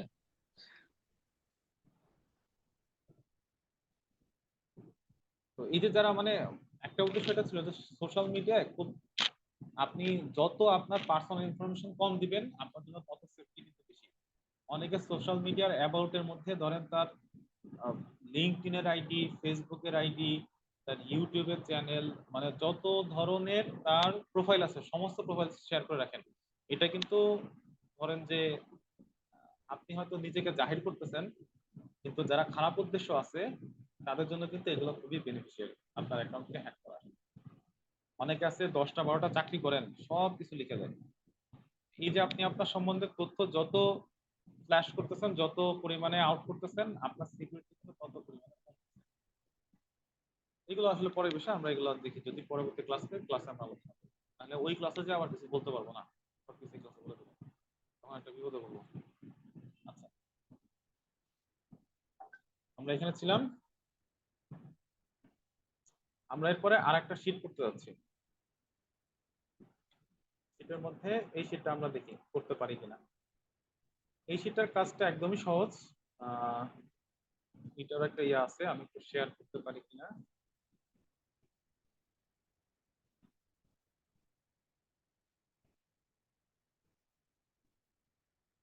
এটা হচ্ছে কোশ্চেনটা, হ্যাঁ, এটা আপনারা একটু করতে পারেন। মেইন কাজটা আপনার 3 নাম্বার থেকে শুরু। এটা পড়ে কেউ বুঝতে পারবে কিনা একটু দেখেন। আমাদের এখন আজানের সময় হয়ে গেছে, আজান দিয়ে দিবে। এখানে আসলে যেটা হয়েছে যে একটা হচ্ছে রেভিনিউ, আমি 6 মাসে জানুয়ারি, ফেব্রুয়ারি, মার্চ, এপ্রিল, মে, জুন এই 6 মাসে কতটুকু লাভ করছি। আর একটা হচ্ছে এক্সপেন্স, আমার এই 6 মাসে কত টাকা এক্সপেন্স হয়েছে। তো এই রেভিনিউ আর এক্সপেন্স এই দুইটা বাদ দিয়ে আমার গ্রস প্রফিট আর কিউমুলেটিভ প্রফিট কেমন আসছে সেটা হলো আমাকে বের করতে হবে। এটা হলো কাজ। এখানে কিছু কথা বলে দিছে, যেমন ব্লু মার্কস, আমি ব্লু মার্ক বিক্রি করতেছি, রেড মার্কস বিক্রি করতেছি। আর দুইটা সেলের উপরে টোটাল 10% ডিসকাউন্ট দিচ্ছি, তাহলে আমার গ্রস সেল কত আসে সেটা বের করতে হবে।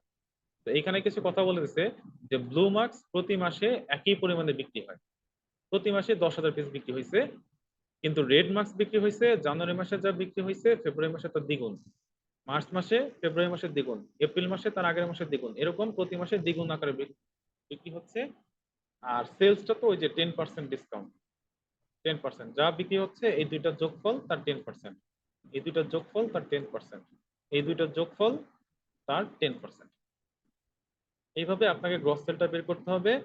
আর এক্সপেন্সের বিষয়টা কি, এক্সপেন্স হচ্ছে প্রতি মাসেই আমার এক্সপেন্স একই রকম, salary, office rent, telephone, miscellaneous, এগুলো সব প্রতি মাসে একই পরিমাণে বিক্রি হচ্ছে। এখন আপনাকে কি করতে হবে, এই যে প্রতি মাসে গ্রস সেল মাইনাস প্রতি মাসে টোটাল এক্সপেন্স, এই দুটোকে বিয়োগ করতে হবে, বিয়োগ করে দেখাতে হবে যে আপনার গ্রস প্রফিট কত। এখানে লাল কালার হয়ে আছে, এটার মানে হচ্ছে লস, যেখানে লাল ব্র্যাকেট আছে সেটা হচ্ছে আপনার লস, আর যেখানে ব্ল্যাক আছে গ্রস প্রফিটে সেটা হচ্ছে আপনার ওই মাসের প্রফিটটা হয়েছে।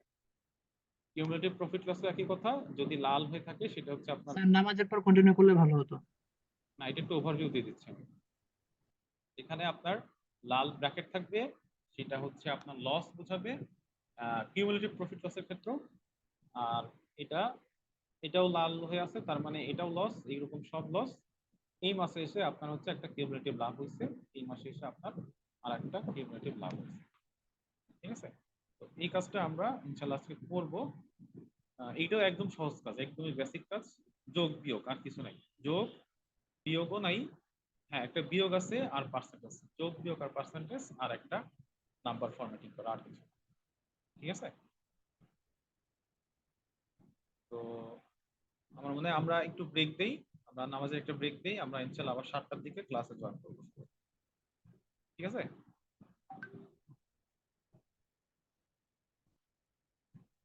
আচ্ছা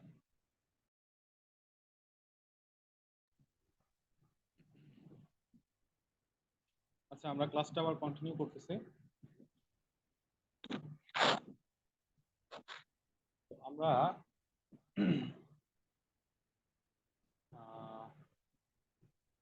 আমরা এই শীটটা আবার করব, এই শীটটার কাজগুলো আমরা করব। তো আমাদের ইনিশিয়ালি এই শীটের ডাটাগুলো প্রথমে নিতে হবে। তো ডাটাগুলো নেওয়ার জন্য আমরা এখানে নতুন করে একটা শীট নিই, এই শীটটার নাম দিয়ে দিই অ্যাসাইনমেন্ট 3।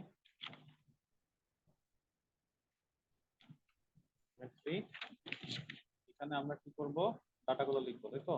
ডাটাগুলো একটু লেখার জন্য আমরা ওয়েবসাইট নিয়ে নিলাম, রেভিনিউজ জানুয়ারি ফেব্রুয়ারি, কিভাবে সিলেক্ট করে আমরা একটু ব্যাক করে দিচ্ছি, March April May June.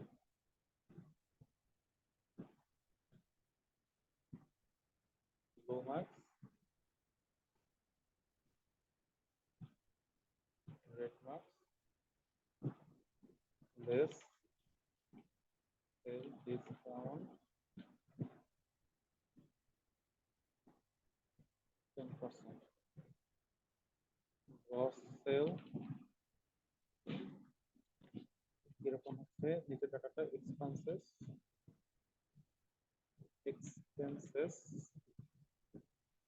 Sir ওই মানে শীটটা দিলে ভালো হয় স্যার হোয়াটসঅ্যাপে sir, office rent, revenue projector sir. telephone, air, phone, utilities।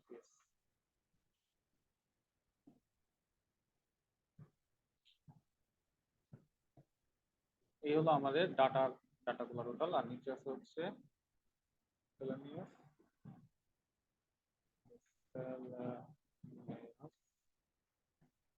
total expenses,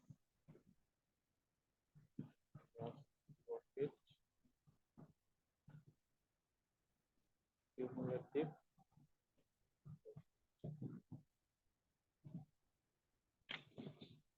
তো এইখানের প্রথম কাজটা আমাদের যেটা বলছে যে ব্লু মার্কসটা হবে, এখানে বলা আছে একটু পরে দেখবেন যে blue marks are consistent at 10,000 per month for 6 month as projected, অর্থাৎ প্রতি মাসে 10,000 টাকা করে ব্লু মার্কস আমাদের সেল হচ্ছে, সেলের ফলে রেভিনিউ হচ্ছে। তাহলে আমরা আচ্ছা প্রথমে আমরা একটু কালারটা দিয়ে দিই। হ্যাঁ, একটা সেলের কালার কিভাবে যায়, একটা সেলের লেখা কিভাবে বোল্ড করতে হয়। এই যে দেখেন রেভিনিউস, এই জিনিসটা কিন্তু একটু বোল্ড আকারে আছে। যেহেতু বোল্ড আকারে আছে আমরা এটাকে একটু সিলেক্ট করে হোম ট্যাবের মধ্যে দেখবেন এই যে বোল্ড বোল্ড আছে, এটাকে একটু বোল্ড করে দিলাম। তারপরে এইগুলাকে একটু আমরা শেডিং দিয়ে দেবো, এইগুলাকে একটু সিলেক্ট করব, সিলেক্ট করে এই যে দেখেন শেডিং আছে, এখান থেকে একটা কালার দিয়ে দেবো, কালার দিয়ে দিই। আর আপাতত এতটুকুনি থাকুক। তো আমাদের ব্লু মার্কস কি বলছে, ব্লু মার্কস হচ্ছে 10,000, তাহলে আমরা 10,000 দিয়ে দিই, এন্টার। আর এই 10,000 কি প্রতি মাসেই একই রকম, তাই না? তাহলে এটাকে আমরা ডান দিকে এবার ড্র্যাগ করে দিব, ডান দিকে একটু ড্র্যাগ করে দিলাম, তাহলে সবার জন্য 10,000 চলে গেল। এরপর 4 নাম্বার দেখেন রেড মার্কস কি বলছে, red marks is 1000 on January and sale of red marks is projected to double every month thereafter. এরপর থেকে প্রতি মাসেই ডাবল করে হবে।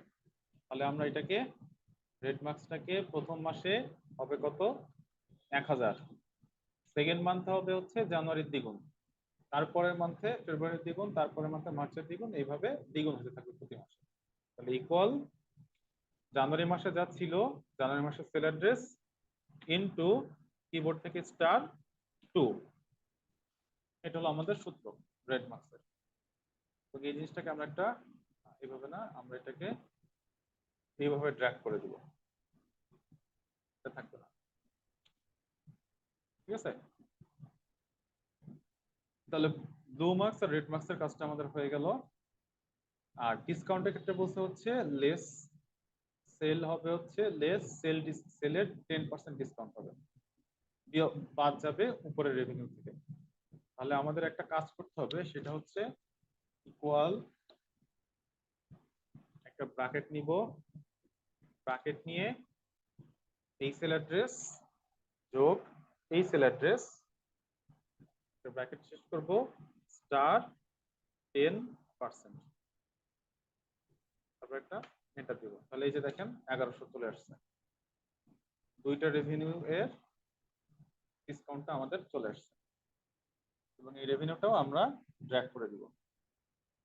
ড্র্যাগ করে দেওয়ার পর আমাদের কি থাকে, গ্রস সেল করতে হয়। গ্রস সেল কি হবে, গ্রস সেল হবে হচ্ছে ব্লু মার্কস আর রেড মার্কস এর data minus less discounted data.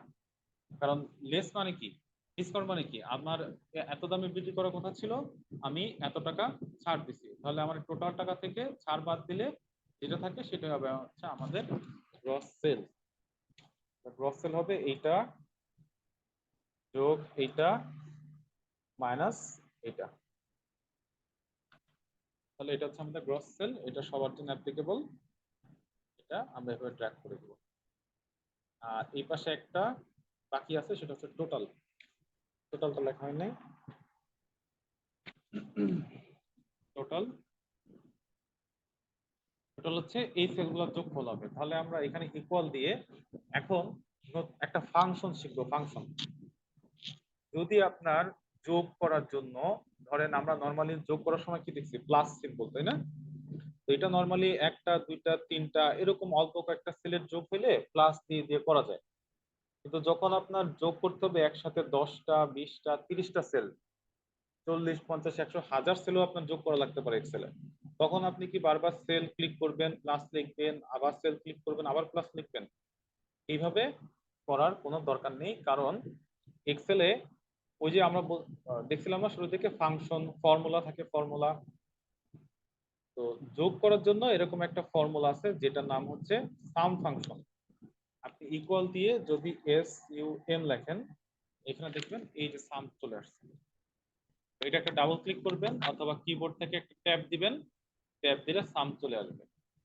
তো সামের কাজ হচ্ছে এই যে বিভিন্ন ধরনের নাম্বার কমা দিয়ে দিয়ে আপনি দিতে পারেন, আর যদি নাম্বারগুলো পাশাপাশি সেলেই থাকে তাহলে আপনি জাস্ট এই জানুয়ারি থেকে সিলেক্ট করে এই ড্র্যাগ করে ধরে রাখবেন, ক্লিক করে ধরে রাখবেন, তারপরে ড্র্যাগ করতে থাকবেন।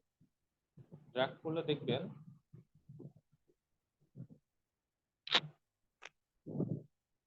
ড্র্যাগ করলে দেখবেন সেলটা একটা রেঞ্জ আকারে সিলেক্ট হবে।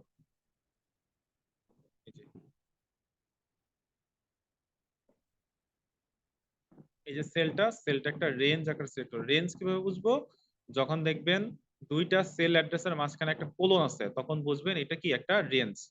তার শুরু কোনটা? শুরু হচ্ছে এই প্রথম সেল অ্যাড্রেস, আর শেষ হচ্ছে লাস্টের সেল অ্যাড্রেস। এই B2 থেকে G2 এর মধ্যে যতগুলো সেল আছে এরা সবাই হচ্ছে এই রেঞ্জের মধ্যে থাকবে। ঠিক আছে? তো এটা আপনাদেরকে একটু বুঝতে হবে। এই সামটা তারপর আমরা একটা ব্র্যাকেট দিয়ে ক্লোজ করব, ব্র্যাকেট দিয়ে ক্লোজ করে একটা এন্টার দিব। এন্টার দিলে এই যে দেখেন 6টা সেলের যোগফল এখানে সংক্ষেপে দেখাচ্ছে। এবং এই জিনিসটা কিন্তু নিচের সবার জন্য প্রযোজ্য, যার জন্য আমরা এটাকে একটা ডাবল ক্লিক করে ড্র্যাগ দিয়ে দিব। ডাবল ক্লিক করলে এটা ড্র্যাগ হয়ে যাবে। তো এই সাম ফাংশনটা রেঞ্জ ঠিক আছে কিনা এটা বোঝার একটা ওয়ে আছে। দেখেন এখানে এটা একটু কালার হয়ে আছে, এই সেম কালারে দেখেন এই সমস্ত ডাটা সিলেক্ট হয়ে আছে, দেখা যায়। এটার বেলায় এই যে দেখেন এই যে সেল অ্যাড্রেস গুলাও কালার হয়ে আছে, সেম কালার দিয়ে আপনার এই যে অ্যাড্রেস গুলাও সিলেক্ট হয়ে আছে কি সুন্দর করে। তো এরকম আপনি ফাংশন নিয়ে কাজ করার সময় অবশ্যই এই জিনিসগুলোকে খেয়াল করবেন। আপনি অনেক সময় রেঞ্জ সিলেক্ট করছেন কিন্তু একটা কম বেশি হয়ে গেছে, যার জন্য আপনার ডাটা ঠিকঠাক আসতেছে না। তখন কি করবেন? এই যে সূত্রটাকে একটু সিলেক্ট করে সূত্রটাকে একটু এডিট মোডে, যে এই যে আমরা এখন এডিট মোডে আছি, মানে আমি কিছু লিখতে পারবো সেলে, এই অবস্থায় থেকে একটু রেঞ্জটা খেয়াল করবেন আপনার রেঞ্জটা ঠিকঠাক মতো আছে কিনা। ধরেন এখানে যদি একটা সেল কম হয়ে যায়, কিন্তু ধরেন আমি এখান থেকে একটা সেল কমাই দিলাম, C3 থেকে শুরু করলাম, তাহলে এখন কি আমার ডাটা ঠিকঠাক আসবে? এখন তো আসবে না, কারণ এই যে 1000 বাদ পড়ে গেছে। 1000 আসার কথা ছিল, এখন এটা ডাবল ক্লিক করেন দেখেন এই যে 1000 বাদ হয়ে গেছে। কিন্তু নিচেরটায় আসেন, নিচেরটায় আমরা যেহেতু সূত্র ড্র্যাগ করি নাই, যার জন্য এই যে শুরু থেকেই ওই যে আমরা প্রথম যেটা করছিলাম সেটাই আছে।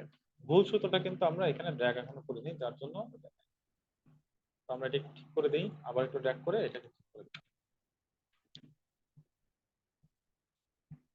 এই পর্যন্ত বুঝতে পারছি?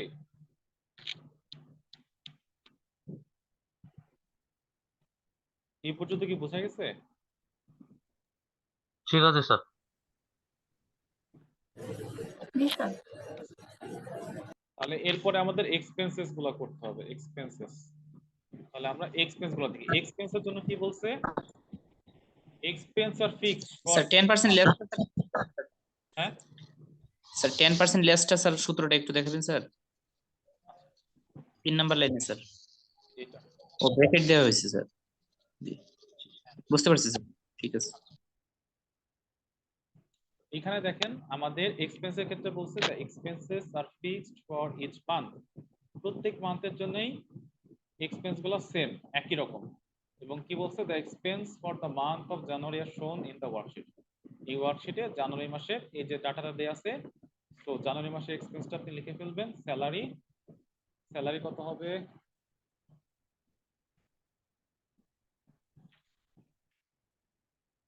স্যালারি হবে হচ্ছে 10,000, 1 2 3 4।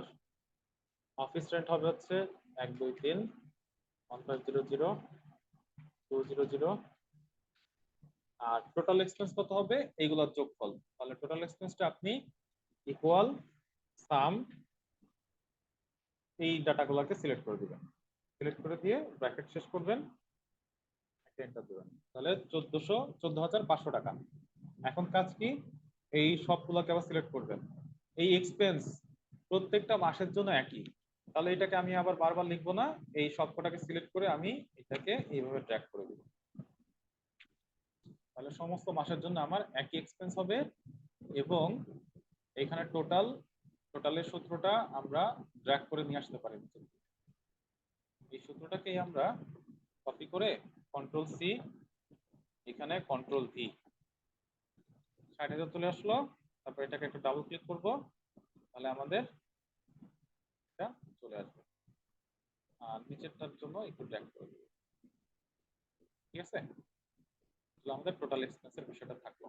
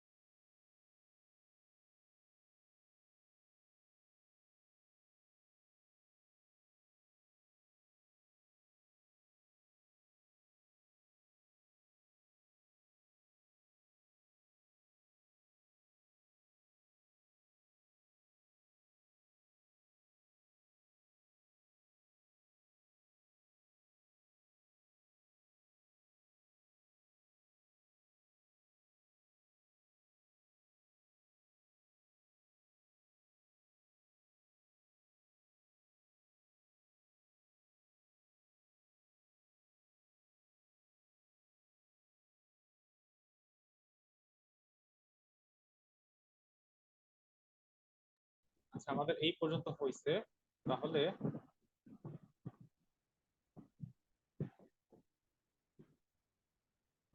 আর আমাদের যেটা হইলো মোটামুটি এটা হয়ে গেছে। এখন আমাদের গ্রস প্রফিট নিয়ে একটু কাজ করতে হবে। গ্রস প্রফিট নিয়ে কি বলছে একটু দেখেন। গ্রস প্রফিট নিয়ে বলছে হচ্ছে use formulas to compute gross profit. Gross profit is computed as gross sales minus total expenses. তাহলে gross profit সমান কি হবে?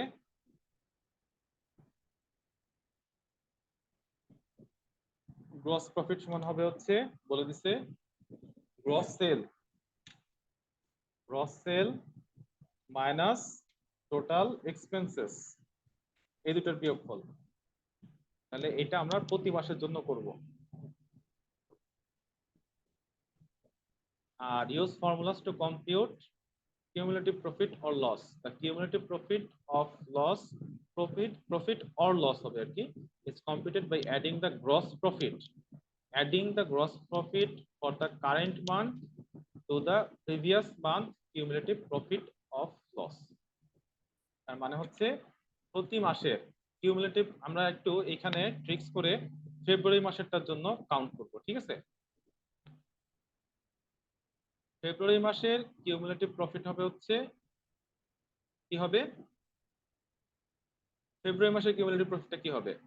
Adding gross profit for the current month. তাহলে কারেন্ট মান্থ হচ্ছে আমাদের ফেব্রুয়ারি কারেন্ট মান্থ, আর ঠিক তার আগের মান্থের হচ্ছে কিউমুলেটিভ প্রফিট অথবা লস। তাহলে আমাদের ফেব্রুয়ারি মাসের কিউমুলেটিভ প্রফিট অথবা লস হবে হচ্ছে ফেব্রুয়ারি মাসের গ্রস প্রফিট যোগ জানুয়ারি মাসের যেটা কিউমুলেটিভ প্রফিট আর লস আছে। এখন আপনি যদি জানুয়ারি মাসের কাছে আসেন, জানুয়ারি মাসেরটা কি হবে? জানুয়ারি মাসেরটারও একই সূত্র, জানুয়ারি মাসের গ্রস প্রফিট যোগ জানুয়ারি মাসের পূর্বের যে মাস আছে সেই মাসের কিউমুলেটিভ প্রফিট। এখন জানুয়ারি মাসের পূর্বে তো আর কোনো মাস নেই আমাদের হিসাবে, যেহেতু জানুয়ারি মাসের ক্ষেত্রে জানুয়ারি মাসের পূর্বে কোনো মাস নেই, তার মানে হচ্ছে জানুয়ারি মাসের জন্য কোনো জানুয়ারির পূর্বের কোনো মাসের কিউমুলেটিভ প্রফিট অথবা লস নাই। যার জন্য জানুয়ারি মাসের কিউমুলেটিভ প্রফিটটা হবে হচ্ছে সরাসরি জানুয়ারি মাসের যে গ্রস প্রফিট আছে সেটা। আমরা এটাকে ট্র্যাক করি।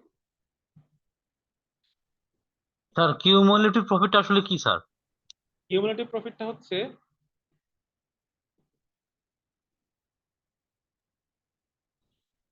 এটা হলো পর্যায়ক্রমে যোগ করে করে আগানো। একটা হচ্ছে নরমালি আপনি প্রতি মাসের, এটা হলো প্রতি মাসের হিসাব, ঠিক আছে? আর একটা হচ্ছে আপনি হিসাব করতেছেন আপনার ব্যবসার প্রথম 2 মাসের লাভ কিরকম, প্রথম 3 মাসের লাভ কিরকম, প্রথম 4 মাসের লাভ কিরকম, প্রথম 5 মাসের লাভ কিরকম। ওই যে আমরা বলি না যে আমার ব্যবসায় প্রথম 2 মাসে 2000 টাকা লাভ হয়েছে, তো কিভাবে লাভ হয়েছে? প্রথম মাসে 500 টাকা, দ্বিতীয় মাসে 1500 টাকা, আবার তৃতীয় মাসে যে ধরেন আপনার 500 টাকা লস হয়েছে, তাহলে আপনার প্রথম 3 মাসে আপনার লাভ হইলো কত? আমি যেটাকে একটু দেখাই, একটা হোয়াইট বোর্ড দিয়ে দেখাই। হোয়াইট বোর্ডটা কই?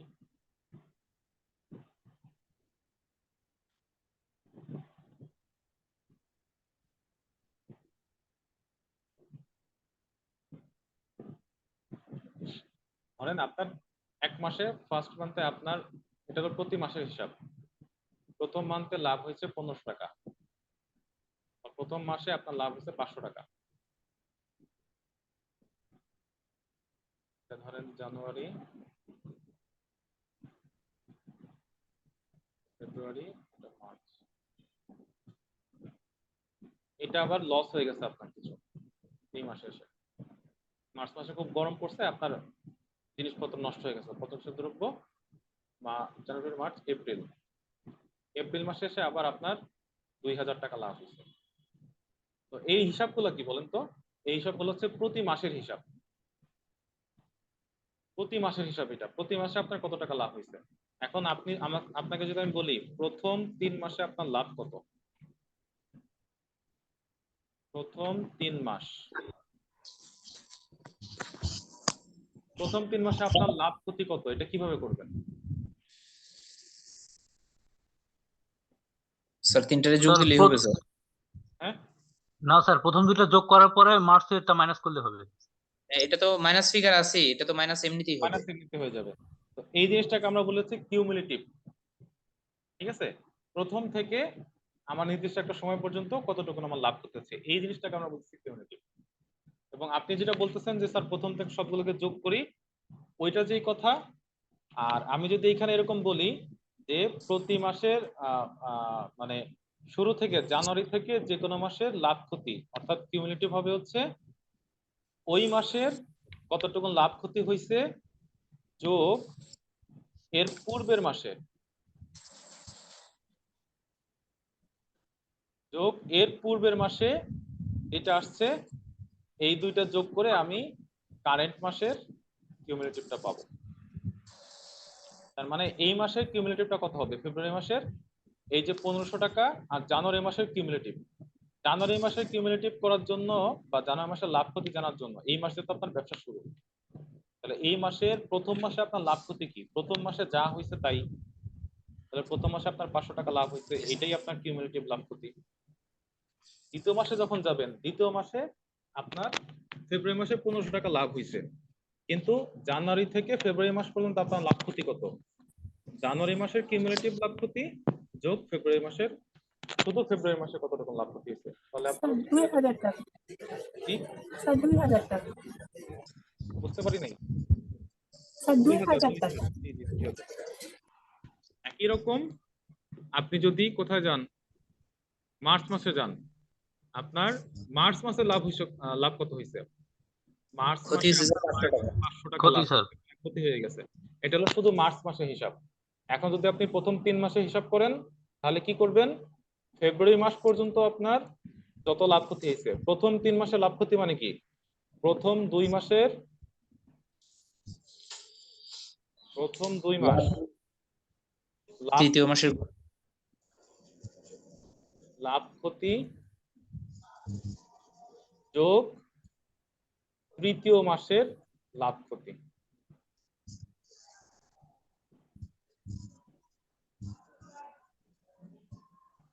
এই যে আমরা বলতেছি বারবার প্রথম 2 মাসের লাভ ক্ষতি, এই কথাটাই হচ্ছে কিউমুলেটিভ।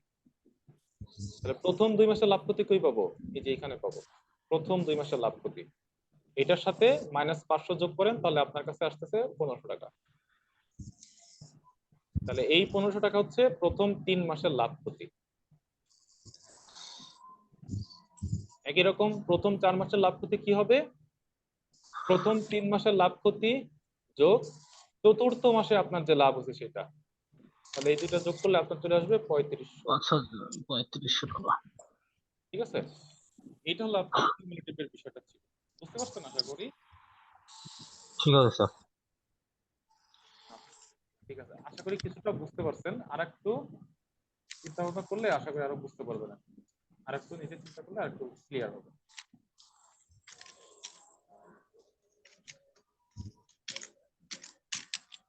এই কাজটাই কিন্তু আমরা এখানে করব। জানুয়ারি মাসের কিন্তু কোনো কি নাই, পূর্বের মাসের কোনো, ওই যে আমরা অনেক সময় বলি না জের জের, আমরা যারা জি স্যার, হিসাব নিকাশ করি তারা অনেক যে সময় বলে স্যার। জের বলি না, জেরটাও কিন্তু একটা কিউমুলেটিভ হিসাব। পূর্বের সকল মাসের জের, ওইটাও কিন্তু একটা কিউমুলেটিভ হিসাব। পূর্বের সকল মাসের জের যোগ আমার এই মাসের কত লাভ ক্ষতি বা কত হিসাব আসে, জেরটা কিন্তু কিউমুলেটিভের মধ্যে পড়ে। যারা অফিসিয়াল কাজকর্ম করেন বা দোকান ব্যবসা করেন তারা কথাটার সাথে পরিচিত। তাহলে এখানে আমরা কি করব, পূর্বের মাসের কিউমুলেটিভ যোগ কারেন্ট মাসের কতটুকু গ্রস প্রফিট, এই দুটো যোগফল, যোগফল দিয়ে এটা, তারপরে এটাকে আমরা ট্র্যাক করে দিব, এতটুকু পর্যন্ত আমাদের থাকবে। ঠিক আছে, এটা হলো আমাদের কাজ ছিল। আর আরেকটা কাজ আছে, দেখবেন এখানে 4600 আছে মাইনাস, তাই না, এটা লাল কালার করে দিতে হবে। এটা করার জন্য আপনাকে এই ডাটাগুলো সিলেক্ট করতে হবে,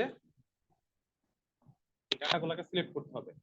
ডাটাগুলোকে সিলেক্ট করে আপনারা ফন্ট নাম্বার, হোম পেজের মধ্যে, হোম ট্যাবের মধ্যে এই যে নাম্বার আছে, এই নাম্বারকে একটু এক্সপান্ড করবেন, নাম্বারকে এক্সপান্ড করবেন, এক্সপান্ড করে আপনারা এই নাম্বারের মধ্যে চলে যাবেন। নাম্বারের এখান থেকে দেখবেন নেগেটিভ নাম্বারকে রিপ্রেজেন্ট করার 4টা উপায় আছে। এর মধ্যে সবার লাস্টে যেটা আছে সেটা আমাদের লাগবে। আর এখান থেকে ডেসিমাল প্লেসেস, যেহেতু আমাদের কোনো ভগ্নাংশ নাই, আমরা কোনো ডেসিমাল প্লেস রাখবো না। সবার লাস্টটা সিলেক্ট করব আর ডেসিমাল প্লেসটা দিয়ে দিব, তারপর ওকে দিব, তাহলে এই যে দেখেন চলে আসছে। ঠিক আছে, শুধু মাইনাস গুলো স্যার? শুধু মাইনাস, প্লাস গুলোর জন্য কিছু হবে না, শুধু মাইনাস গুলোর জন্য। প্লাস গুলো প্লাসের মধ্যে থাকবে। আর কি করতে হবে, এই গ্রস প্রফিট এই সেলের ডাটাগুলোকে সিলেক্ট করবেন, গ্রস প্রফিট এই সেলের ডাটাগুলোকে সিলেক্ট করবেন, সিলেক্ট করে এই যে বর্ডার গুলোর মধ্যে হচ্ছে বটম ডাবল বর্ডার দিয়ে দিবেন, বটম ডাবল বর্ডার, এটা একটা ক্লিক দিয়ে দিবেন, তাহলে ওই যে বটম ডাবল বর্ডার চলে আসছে। আর নিচেরটার জন্য কি আছে, নিচেরটার জন্য একটা মোটা একটা দাগ আছে, তো মোটা একটা বর্ডার আছে, এটার জন্য আপনি এই একই জায়গায় এখান থেকে বটমের মোটা এই যে থিক বটম বর্ডার এটা দিয়ে দিবেন, থিক বটম বর্ডার দিয়ে দিবেন, তাহলে এই যে এখানে থিক একটা দাগ চলে আসবে। ঠিক আছে, আমাদের শীটটা এই পর্যন্তই ছিল, এখানে কিন্তু জটিল কিছু নাই, শুধু যোগ। স্যার গ্রস প্রফিটটা একটু বললে ভালো হতো স্যার। গ্রস প্রফিট তো হচ্ছে আপনার gross sales minus total expenses, একদম সহজ জিনিস, এটা কি বুঝেন নাই? স্যার মানে ফর্মুলাটা একটু স্যার কিভাবে ম্যানেজ করলেন স্যার? ফর্মুলা তো gross sell minus total expenses. Gross profit মানে কি, আপনি বিক্রি করে কত টাকা আপনার ইনকাম হয়েছে আর আপনার খরচ ছিল কত। প্রফিট লাভ মানে কি, বিক্রয় মাইনাস ক্রয়, আপনি বিক্রয় করছেন এইটা গ্রস সেল, আর ক্রয় মানে হচ্ছে যে এক্সপেন্স, খরচ, খরচ হচ্ছে আপনার 14,500 টাকা, আর আপনি বিক্রি করছেন 9,900 টাকা। 9,900 থেকে বিক্রয় মূল্য থেকে ক্রয় মূল্য বিয়োগ করলাম, gross sell minus total expense, যেটা আসছে সেটা আপনার গ্রস প্রফিট। একদম সহজ। ঠিক আছে।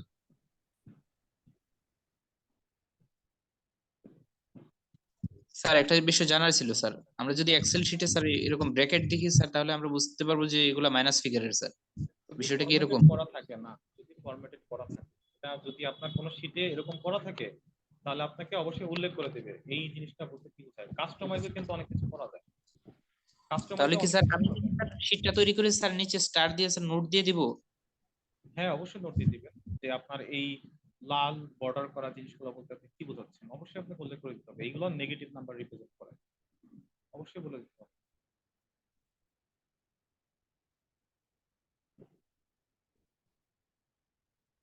এই কাজটা আমরা কেন করছি, কারণ আমাদের শীটে বলা আছে, দেখেন শীটে যে লাস্টের দিকে বলা আছে show cumulative loss if negative in red and enclosed quotation marks.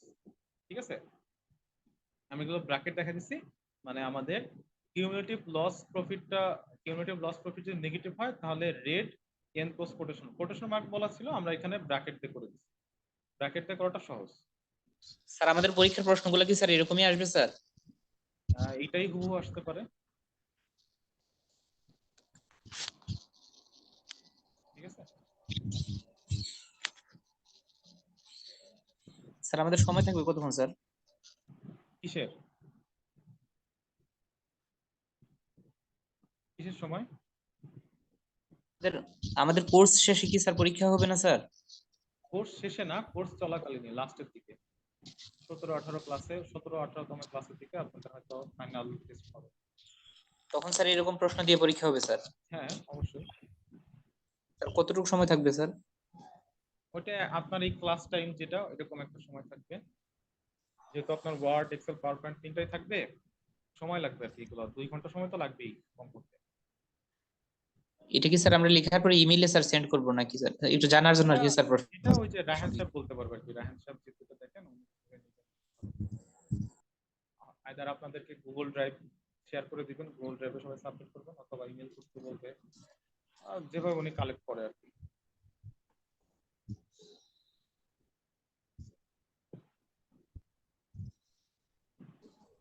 এটা বুঝতে পারছেন সবাই, কাজটা সহজ, একদম কঠিন না কিন্তু একদম সহজ। এটা এই শীটটা স্যার একটু মানে হোয়াটসঅ্যাপে দিলে ভালো হয় স্যার, মানে ওই আগেরটা দিন দেখা করলেন। আচ্ছা এটা দিয়ে দিব, সমস্যা নেই, দিয়ে দিব। স্যার এরকম স্যাম্পল যদি স্যার হোয়াটসঅ্যাপে দেওয়া যায় স্যার আমাদের জন্য সুবিধা হবে স্যার, প্রশ্নের সাথে স্যার আমরা শীটগুলো মিলিয়ে দেখবো স্যার কি বলতে চাইছে প্রশ্নের মধ্যে, স্যার আমরা নিজেরা ট্রায়াল দিয়ে দেখবো স্যার। আচ্ছা দিয়ে দেবো, এটা দিয়ে দেবো, ঠিক আছে দিয়ে দেবো। Thank you sir. তাহলে আশা করি শীটটা বুঝতে পারছেন না সবাই? যদি এটা হয়ে যায় তাহলে জি স্যার। আমাদের আজকের মতো ক্লাস এখানেই শেষ। আর আমরা আবার আগামীকাল আমাদের ক্লাস আছে, আগামীকাল আবার এক্সেল আছে, আমরা আবার এক্সেল এর অন্য একটা শীট আগামী করব। কালকে আমরা কালকে কি ইফ শুরু করব?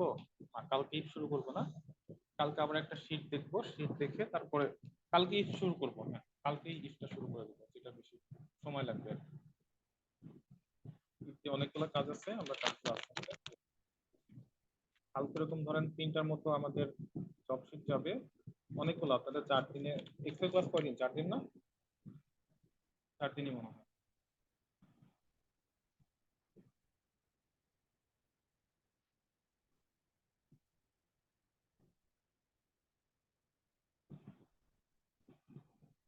এক্সেল ক্লাস আছে আপনাদের এখানে দেখতেছি 4 দিন। 4 দিনে একটা 13 তারিখ পর্যন্ত একটা রুটিন আমাদের দিচ্ছে। তো 4 দিনে অনেকগুলো দেখা যাবে, সমস্যা নেই। একটু ফাস্ট যাব, যাতে আপনাদের একটু বেশি করে শীট দেখাতে পারি। যতগুলো দেখা দিব আপনাদের জন্য মোটামুটি ভালো হবে। আচ্ছা, অনেকেই করছেন, অনেকেই। আচ্ছা, ঠিক আছে, আমরা মনে হয় আজকের মতো শেষ করতে পারি।